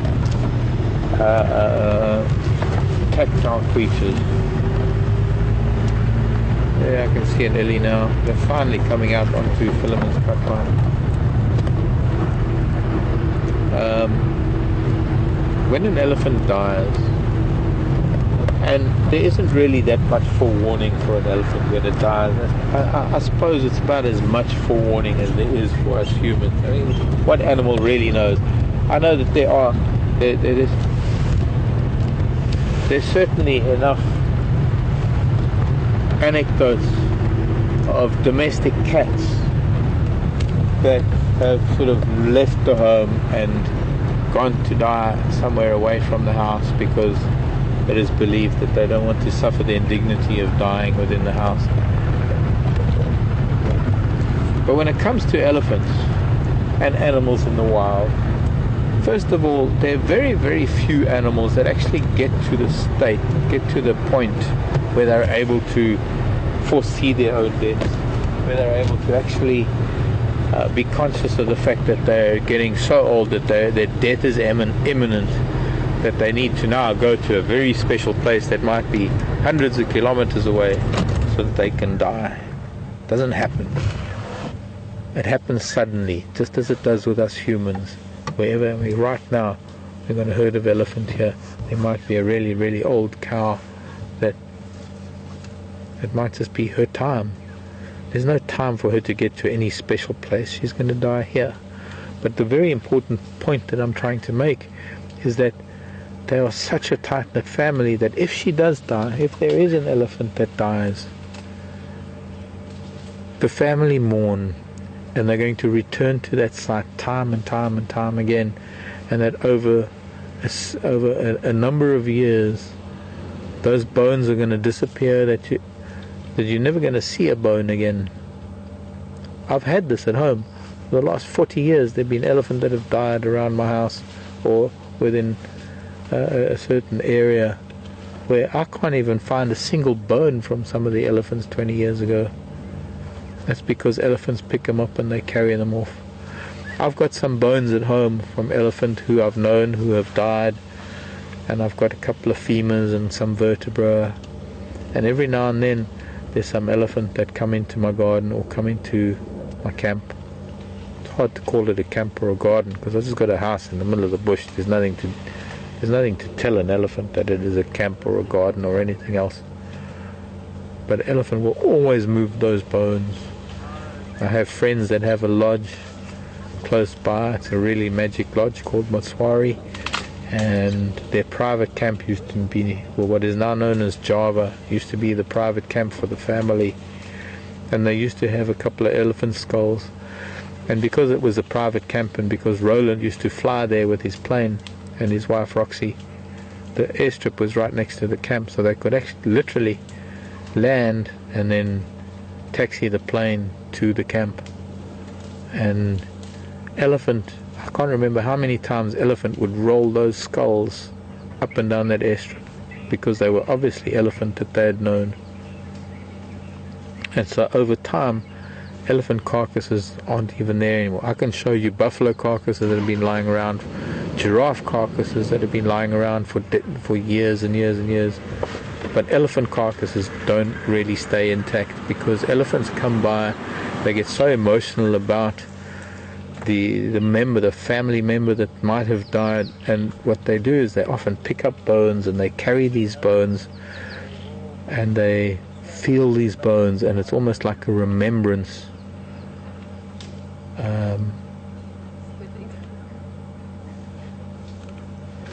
So after a certain amount of time, those bones disappear completely.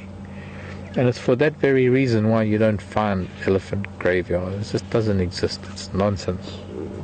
It's like elephants getting drunk on marula fruit. It's people perpetuating myths that have no basis. Hello, La. You again. Well, I'm glad to share the end of the day, having had some of the beginning of the day with you. This is true. And in the company of these souls. What a beautiful afternoon. She's still here, Craig. She's somewhere here. But everywhere I drive, there's Marla or Steenbuck or Warthog or something. So I think she's still down there at the dam somewhere. And I think after sunset she might go and Puza. Cool down a bit. Yeah, I think she's going to be there. Did anyone go and look for Mvula? No.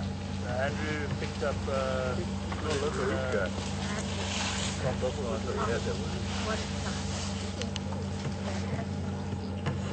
Hello, Mama Tembo. There's a big girl. She's one of the matriarchs. Look at her. She's one of the biggest Ellies of this entire group that we've got here.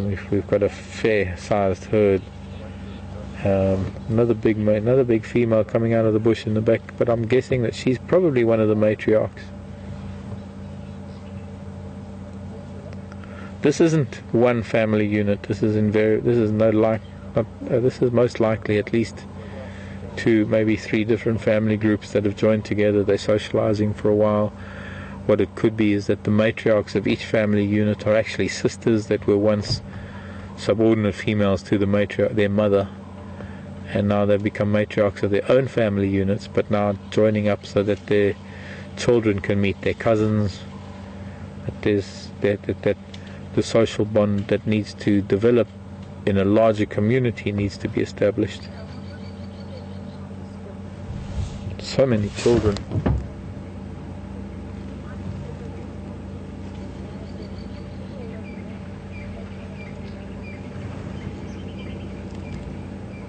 Do you want to go? No rush. No.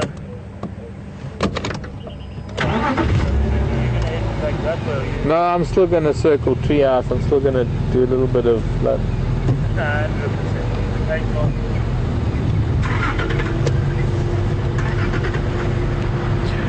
What we have here, everybody, this is one of those wonderful moments in time when we have a true early sunset. We have a beautiful sky just over my shoulder, an early sunset, peaceful elephants, sun going down, and hopefully just after sunset we can take a little ride and see if we can find our Queen of Djuma, who's, there's no doubt in my mind that she's still somewhere here. And she's just, it's been a hot day. She might have made a play for something.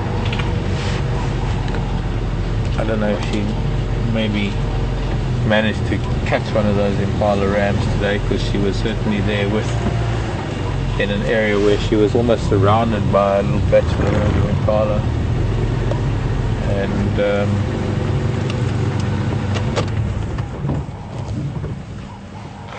the presence of a vulture means that maybe she did make some, well, that she might have been successful. But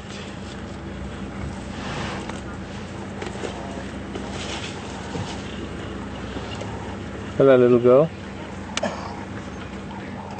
Hello, precious.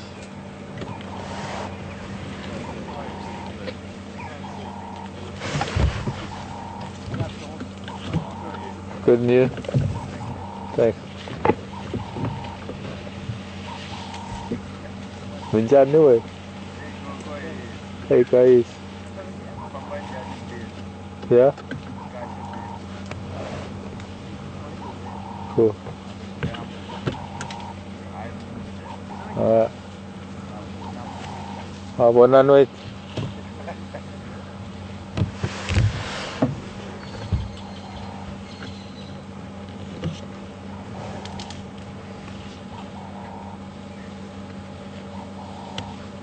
I know I'm biased, and I know that I do have a little bit of a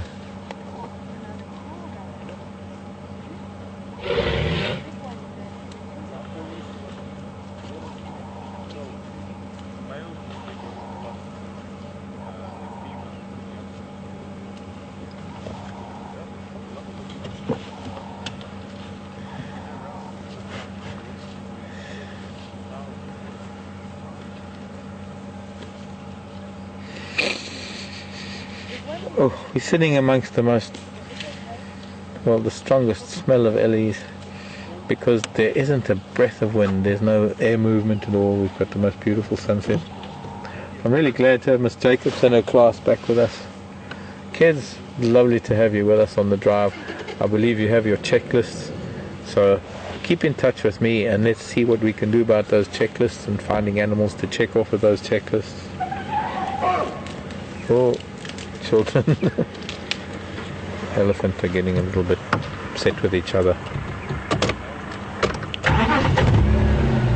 I'm going to leave a couple of vehicles here with these ellies.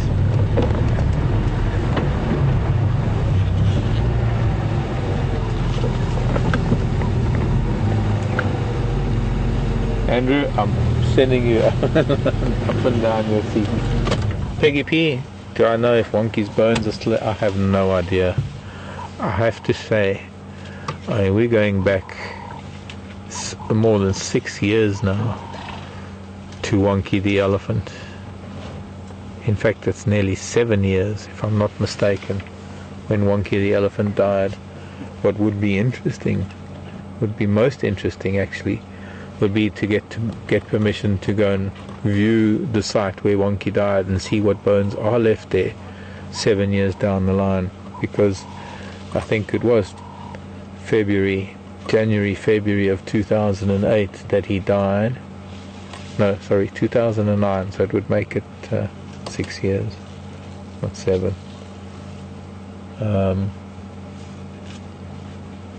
This one, I think, this is the big female. I don't know, we need to check. Standing on a termite mound feeding. Oh, we've got so many ellies here, it's unbelievable. But I do want to go, I want to leave these other 2 vehicles here with these ellies. I want to go down to Treehouse Dam. I'm hoping that those buffalo are all going to be moving off. And as much as I love the ellies, oh, look at that. Mama and child.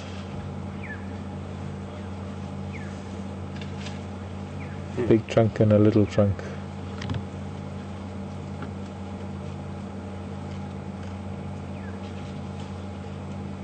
Little ones squeezing in there. Look at that. Trying to get right in there onto that termite mound to get some of that vegetation.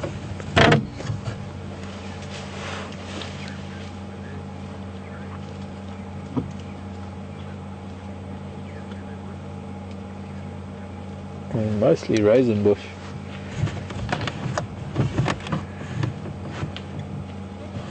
Wonky was an elephant that was a very special elephant to Peter and Lishan, especially. Peter was a presenter when I first started. He came back for a little while in November, December with Hayden to do the Big Cat Week, and he and Lishan, his wife now, at the time Lishan was just a girlfriend, they got engaged here and I think they announced that they were going to get married here and all. But wonderful couple, and they had a very, very close relationship with this elephant. And then he died. There seemed to have been a fight up on Buffelshoek where he was killed, and it was about that time that I arrived here.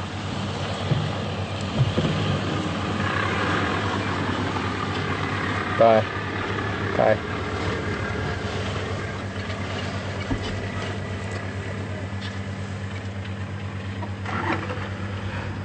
I remember visiting the carcass with Peter once. Of course, it's in an area off of our traversing area, so we need permission to get there. But the next time I meet up with that landowner, I'm going to actually ask him if we can't maybe take a drive up. I don't know where it is. I can only get directions. I'm sure I'll probably be able to find it somewhere near an airstrip up there on Buffelshoek. Can't be too hard to find with the kind of technology that we have today. But it would be very interesting to see what bones are left, especially to answer this kind of question that relates to this question about elephant graveyards and elephant dying and that sort of thing. It would be very interesting to see. Look at this little one chasing us.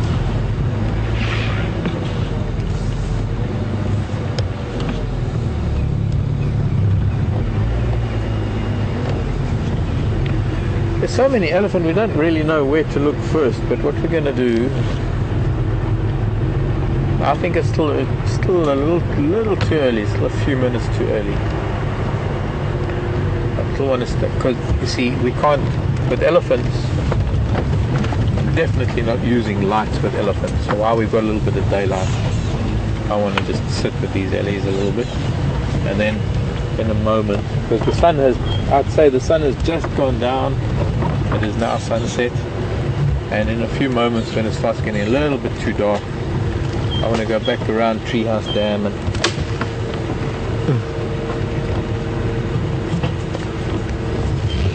see if we can't find Karula. Sorry madam, I'm sorry. Okay, no I'm not, I'm just... Oh.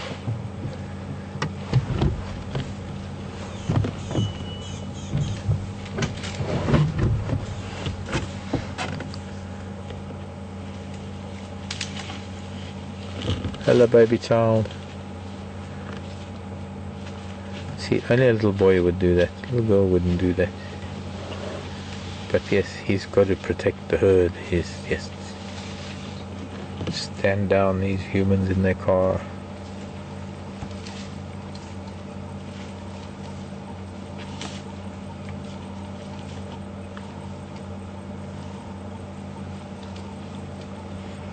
About a 4-year-old.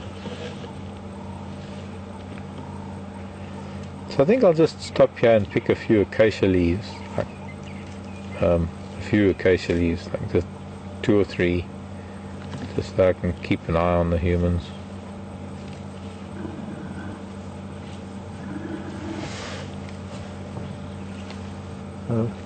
Some interesting things happening.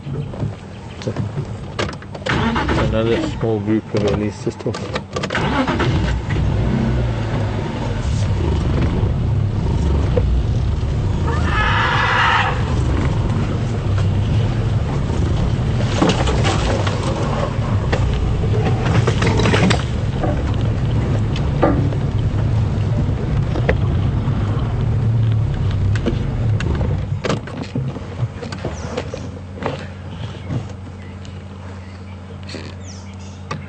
Got a calf that is suckling that shouldn't really be suckling because it's got to be well over 2-3 years old by now, and an older calf I think that was complaining because, well, if that one can suckle, why can't I? And then she was probably reprimanding it, so we had a little bit of that, reaching the trunk to the mouth.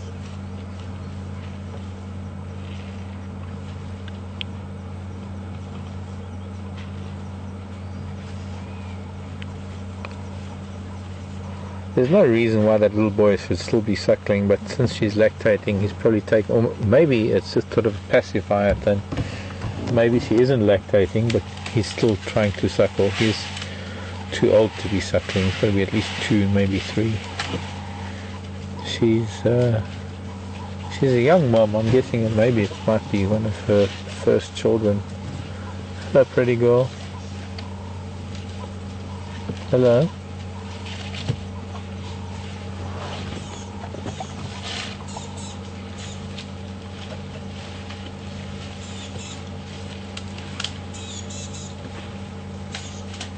Kind of a new mum. I'm not too sure what all that rumbling and noise was about.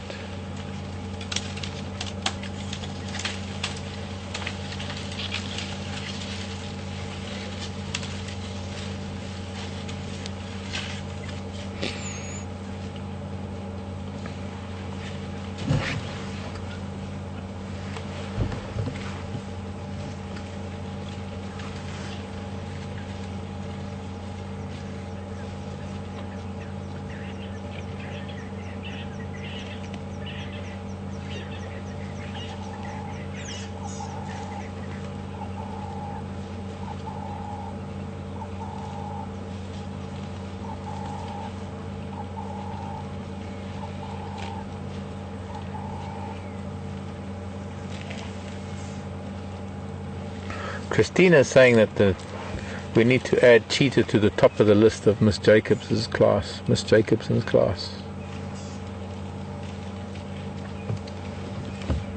Animals to find. I think cheetah's on the top of the list for everybody's list to find.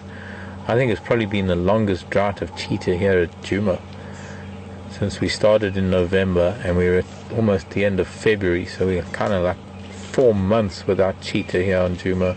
So it's on the top of everybody's list to try and find cheetah. The thing is that cheetah is not an animal that you can go and look for and find. They have specific habitats, and with them, with the coverage that the vehicles do over the areas, we know where cheetah are at any one time, or what cheetah are in the area. And there have been 2 male cheetah just north of us that have been seen on a fairly regular basis over the last few weeks north on Buffelshoek, and then there's been other cheetah that have been seen to the east towards Cheetah Plains. These are areas that have the habitat for cheetah.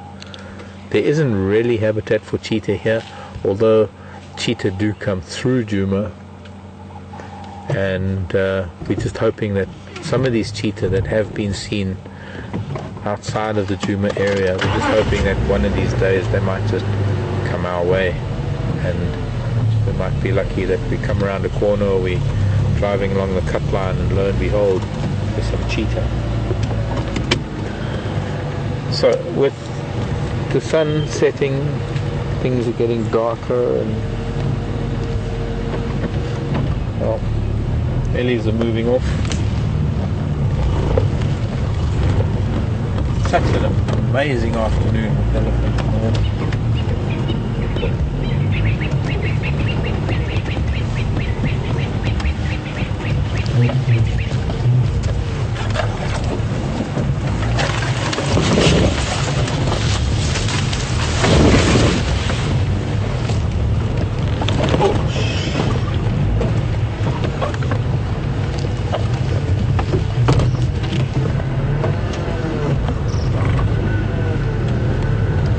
Time to continue the quest, because now it's that time of day when, since there is a leopard in the area and it doesn't seem like she's moved, I'm hoping that with a little bit of driving around and a little bit of perseverance, we might find her finally waking up after a hot day, and maybe, if we're lucky, heading down to the water.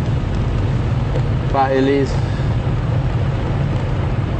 Thank you for your patience with us.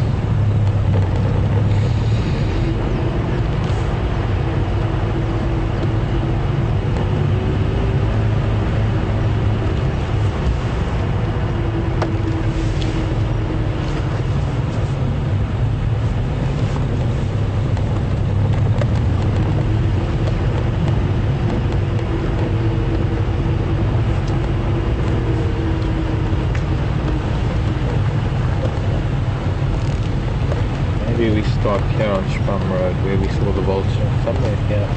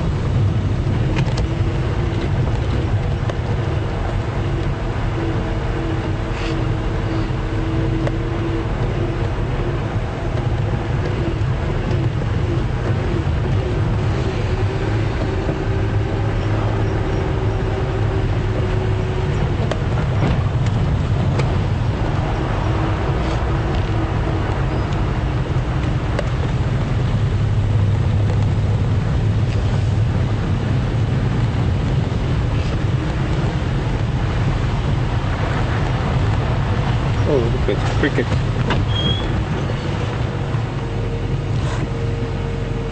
Wait.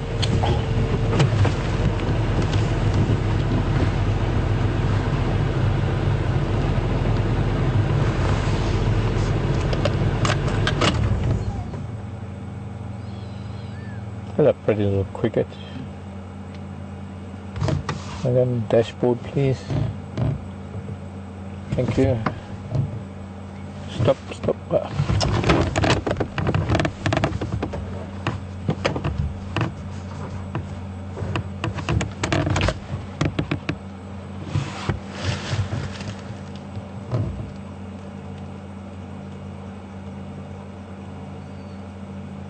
Rather unusual. It's a juvenile. They get a little bit bigger than this. It's a bush cricket. They live in trees and bushes and things.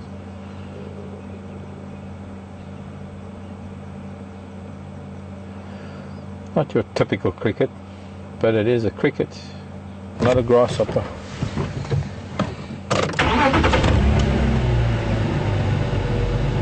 Oh, wait, hang on. It's going to clean now. Because it touched a human, so it's got to clean all its limbs.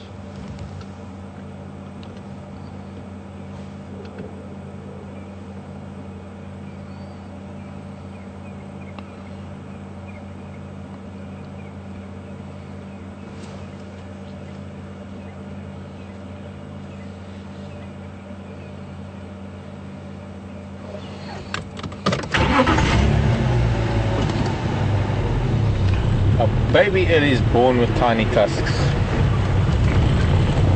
Hello, Bonnie. Pennsylvania.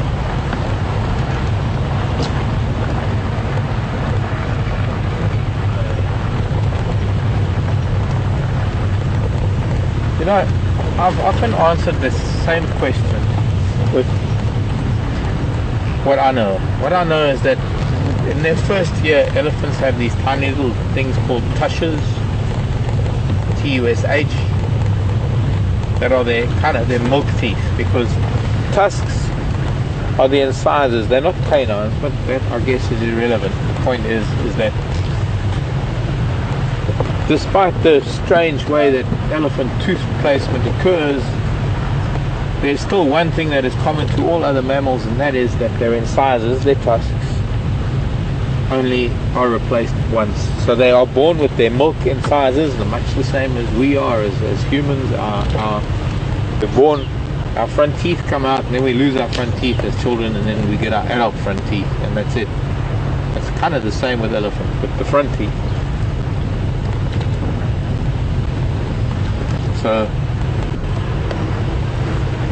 the question is, and the answer I don't know, is are they actually born with them, or do they start growing once they're born? I don't know that, Connie. I honestly cannot answer that. I've never seen a newborn elephant. I've never been able to see even a one. I've never been able to be that close to baby Ellies to know that. But there are people that have, and I'm sure it has been documented somewhere as to the actual growth rate of the first pair of incisors that are known as the tushes in an elephant. Because they lose them by the age of maybe, I think by 2. After their first, second year, they've lost their milk teeth, which are their tushes, and their permanent set come out. And those are the only teeth that are not replaceable after that, because their molar sets, their main teeth, their chewing teeth in the jaw, they'll go through 6 sets in a lifetime, but they'll only go through that 1 set of tusks.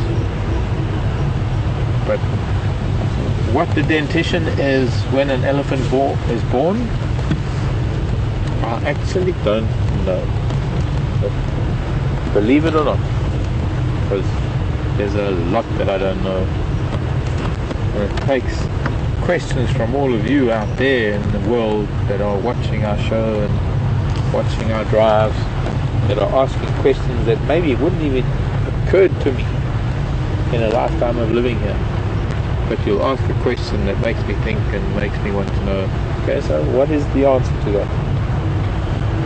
And I do have some people that help me with that send me links. It's an easy way out, and I'm grateful for it, because a lot of the time I don't have the opportunity to sort of go back after drive and sit behind a computer and go through all of the things that I couldn't answer to try and find all the answers. So I'm grateful to a lot of people out there that actually helped me with a lot of answers, even though I think 9 times out of 10 only more questions are raised by the very answers that I've found. So it's a wonderful process of learning, that sometimes you never really come up with answers.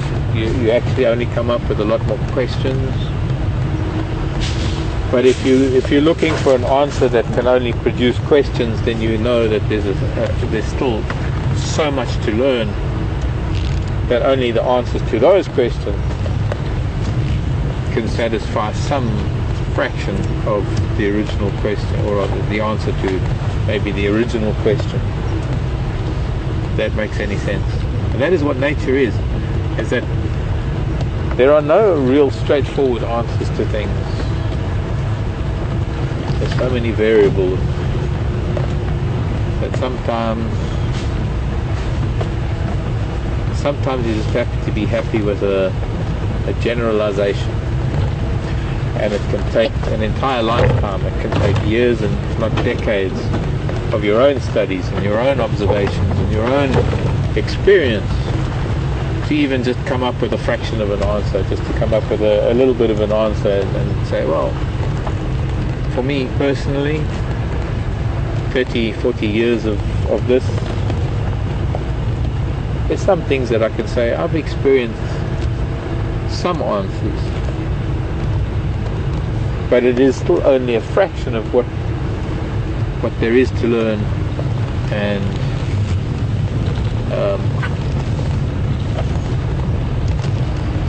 based on that the rest of the life that one has, the rest of a lifetime, might not be enough to actually understand it all. Look at this, baby francolins.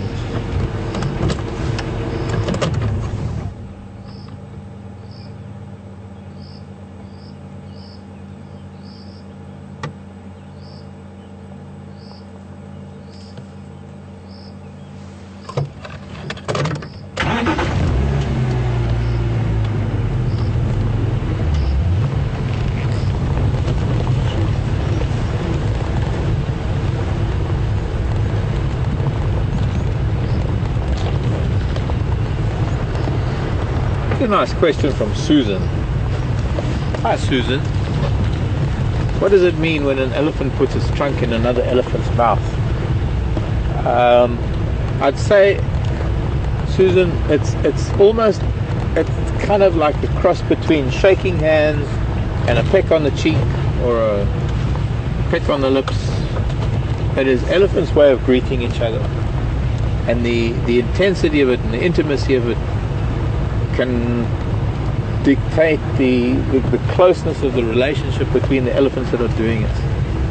And it's sometimes an elephant who is trying to please another elephant that is trying to gain favor. You'll find that the other elephant will almost ignore them because it's not an honest and true greeting. But generally speaking, when elephants do that, it's a greeting to each other. It's a way of saying hello, and it's also a huge show of trust, because when you put your trunk in another, if you're an elephant and you put your trunk in another elephant's mouth, you're putting the most sensitive part of your body, the most vital, the most functional part of your body in the mouth of another elephant who could just bite, camp and bite. And so, oh, that didn't sound good. This is very close to where we left Karula, and I thought maybe I'd just sort of try and find, we're getting to that time of day when I can maybe engage in the use of the spotlight. Just see if I can pick up some eyes or something. Not going to happen now. I want to go to the water. I still think that maybe it's been so hot, maybe she's going to be thirsty. I'd like to go and sit at Treehouse Dam just for like maybe 5 or 10 minutes. Just sit quietly, although I can still talk to you in a low voice through the microphone. We can still chat about things. But it'd be nice to just go and sit at the dam wall and see if we can hear any alarm calls, any sign of this cat waking up, because she's here. I've done enough driving around this afternoon to try and establish where she might have gone, and I can't see any tracks leading out of this big bush area. The fact is that there have been so many big pachyderms here, and she might have been able to avoid all of them, and in their presence stay pretty well hidden, because they're not going to really be concerned with a little leopard. They'd be stressed if there was lion. And still some buffalo lying up in the water. I want to go and sit on the dam wall. We have a beautiful first quarter moon up ahead. The sky is clear, there's not a cloud to be seen. It's blue from horizon to horizon, and hints of pink and beige, purple, and just hints of colour.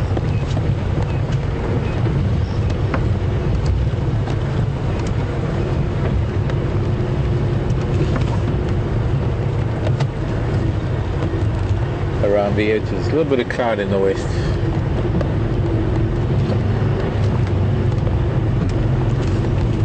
We're a few hours away actually of first quarter, because the sun has set, the moon isn't quite directly overhead, and it's not quite that exact quarter a moon that it should be, but it will be there in a couple of hours time.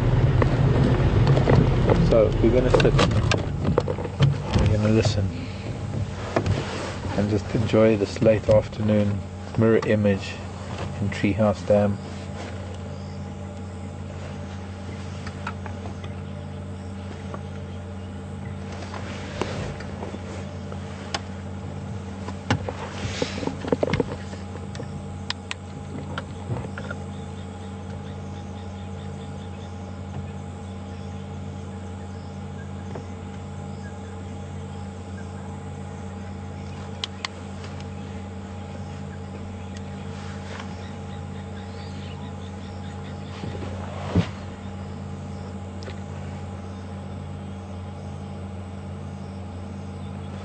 Hi Brenda, Pennsylvania. Do I know if elephants in Asia, Asian elephants, have as strong a familial bond or as strong bonds as Africa? I think so. I think very much so. I think if there's any strong similarity between African and Asian elephants, I think that is it. Because they are, after all, not only different species, they're different genus. They're different animals. They're like the difference between a kudu and an impala. They might both be elephants, but they're not really related.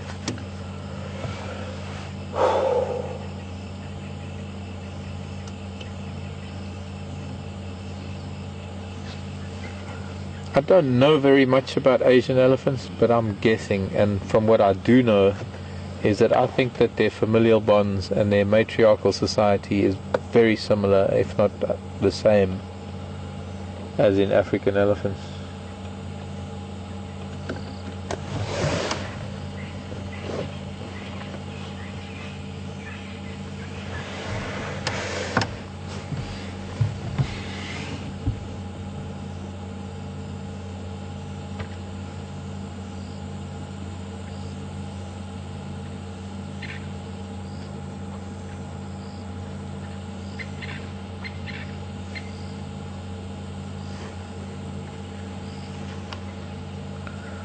Hi Lynn.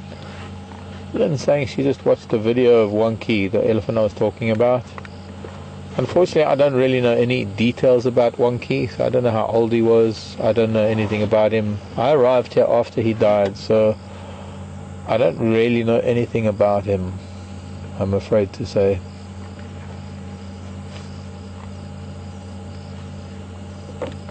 I just know that from photographs that I saw once I arrived here that he was a rather special elephant to the viewers, and in particular to Peter and Lishan. I think Lishan had just arrived here to be with Peter and being on camera, and they had some very special moments with Wonky, the elephant. Yeah, first quarter moon.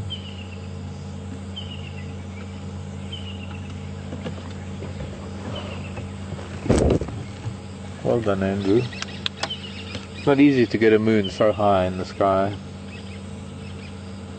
For the next week, every single day it's going to be slightly lower down in the western, or rather eastern horizon. In a week's time we're going to be watching it rising full over the eastern sky.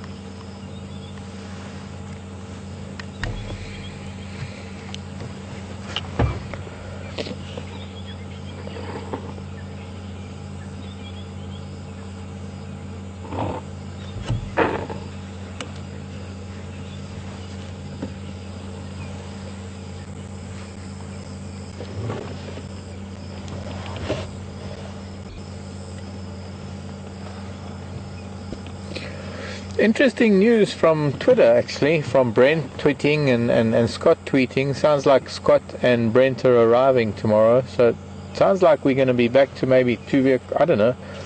Interesting. I don't know what. It sounds like Brent's coming back and Scott's coming back. Looks like our crew's growing again. That can only be good news, that we're going to be getting more people on the ground, because the 3 of us have been holding the fort for the last while. That's wonderful news that we've got Scott and Brent coming in.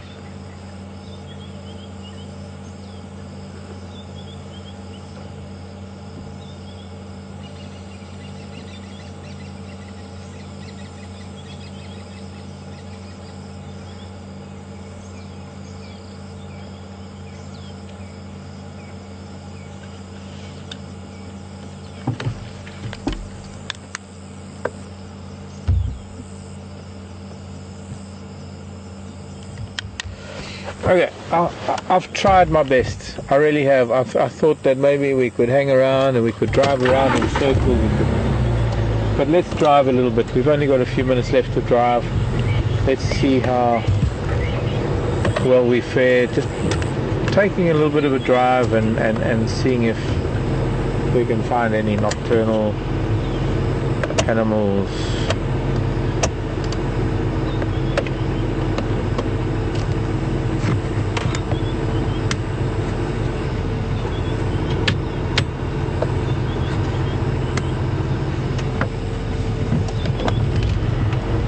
Bye, boys. Don't get too nasty with Karula if you see her. I guess we can try tomorrow morning. I guess we can come around and look for tracks. I was just hoping that maybe we would see something.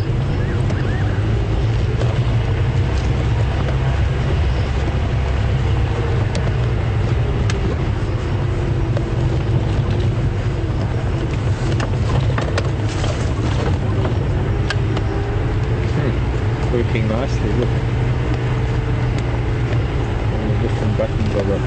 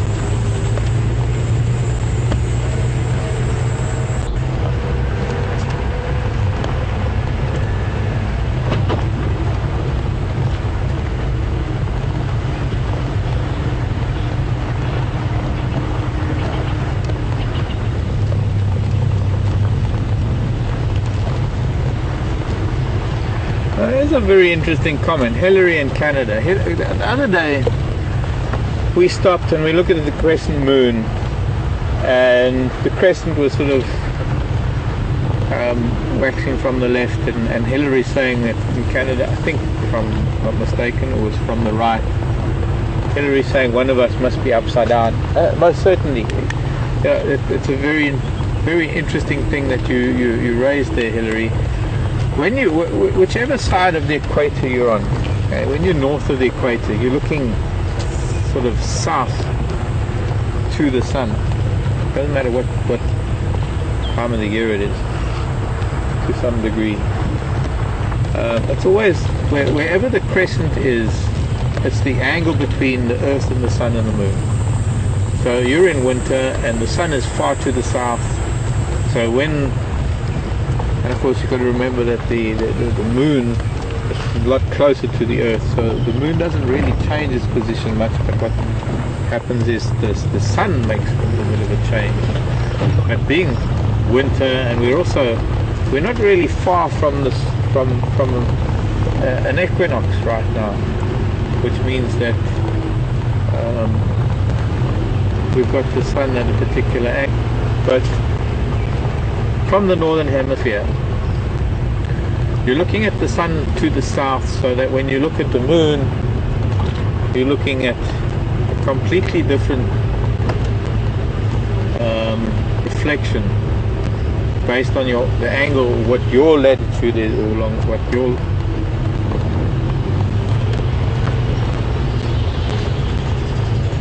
gosh, I wish I could explain this. I can explain it if I had a couple of balls and things. But from Canada you're looking down, and from South Africa we're looking up. So the sun is pretty much in the same place, but it's because the moon is so much closer to us that we see the moon from different angles. And that is why for us the moon as it is now, or even with the crescent, it looks upside down for you.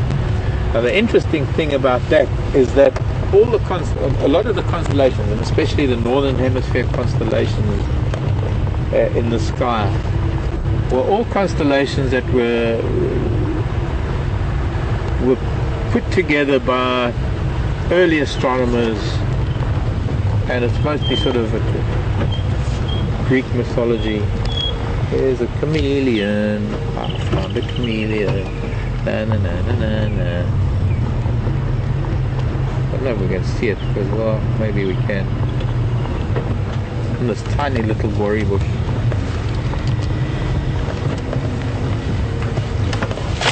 Oh, piece of wood. No, we can't. From here. Might have to go the other side of this tiny little gory bush. I think there's a chameleon in there. It's a matter of trying to see it.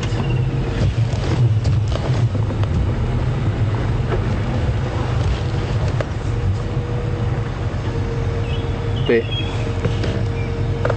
Tiny little chameleon. Right, wait, I'm gonna move, get the camera. But it's sleeping, so we don't want to wake it up. Anyways, what I was saying is that most of your old constellations, the constellations that have all been named in the northern hemisphere, are constellations from Greek mythology and all sorts of things in the northern hemisphere. And it was only until maybe the 16th century or so that, there, look at that little baby. Oh, that's tiny, it's a little child. You have to show the light. The light is there, dude. I can't put the light directly on it, but there it is. Yeah, I can see it now. Yeah.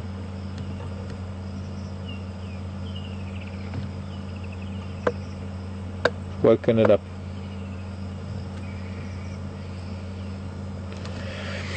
So there are a lot of constellations in the north that were the first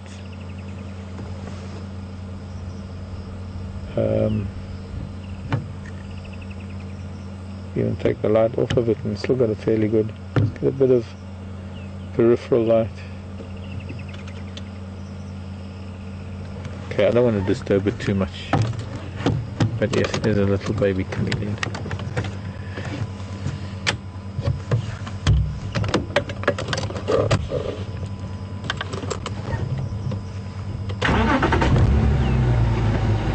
It's supposed to be asleep.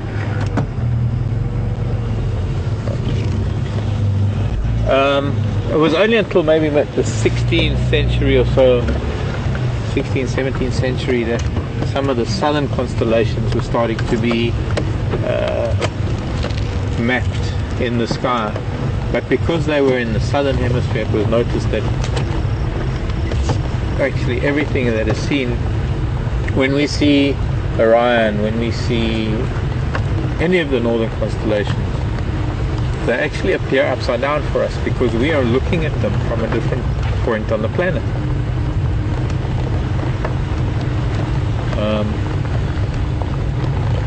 It's one of those strange phenomena. And of course what happens with the moon, because the moon is just so much closer to us, is that it's even more emphasized, or rather the difference in the angle that we view these things is just so much more evident because it's the moon and it's so much closer.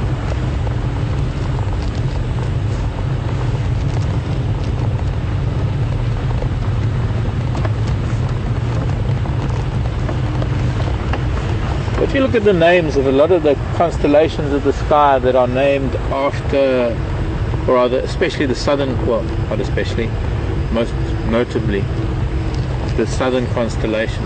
All of the southern constellations, there are not very many southern constellations that are named after the mythological beings and creatures and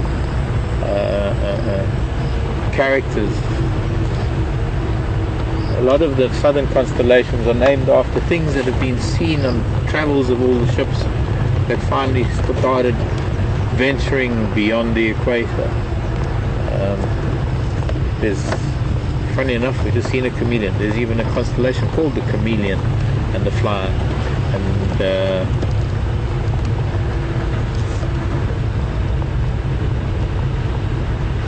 trying to think of others. The Eagle and the Swan, and no, the Swan was not.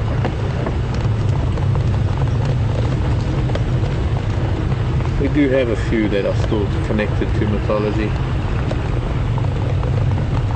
Argo the ship, it's 3 parts.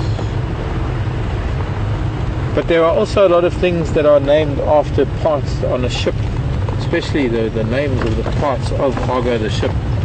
Compass, the poop deck, and then there's the bow and the mast, there's the sextant, there's the telescope. There are all sorts of things that are more modern that you find in the southern hemisphere, and they will appear upside down for you in the northern hemisphere, and all of your northern constellations appear upside down for us in the southern hemisphere. It's just the way we look at the heavens, believe it or not. The moon is a perfect example.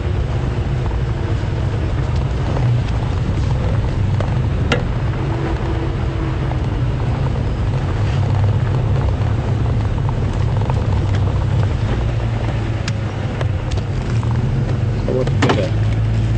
The LED bank.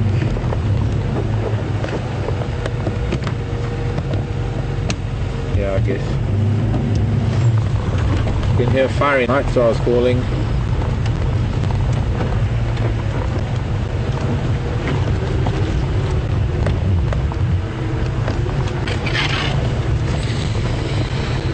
Freshly done.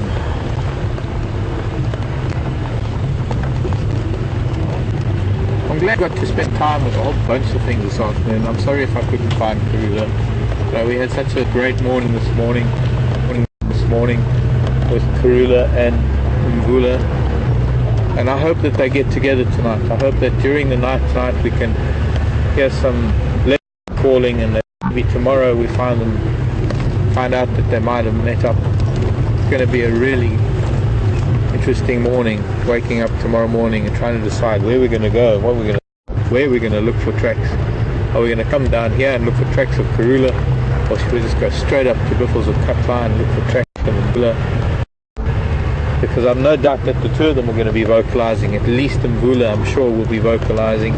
He was already earlier today, and I hope that the two of them hook up. I hope that maybe she is coming into estrus, and that we maybe find a really magical moment in the near future of the two of them mating. None of that can be predicted. All we have to do is try our best in the morning. For now, though, it's been a fantastic day for me. It's been incredible.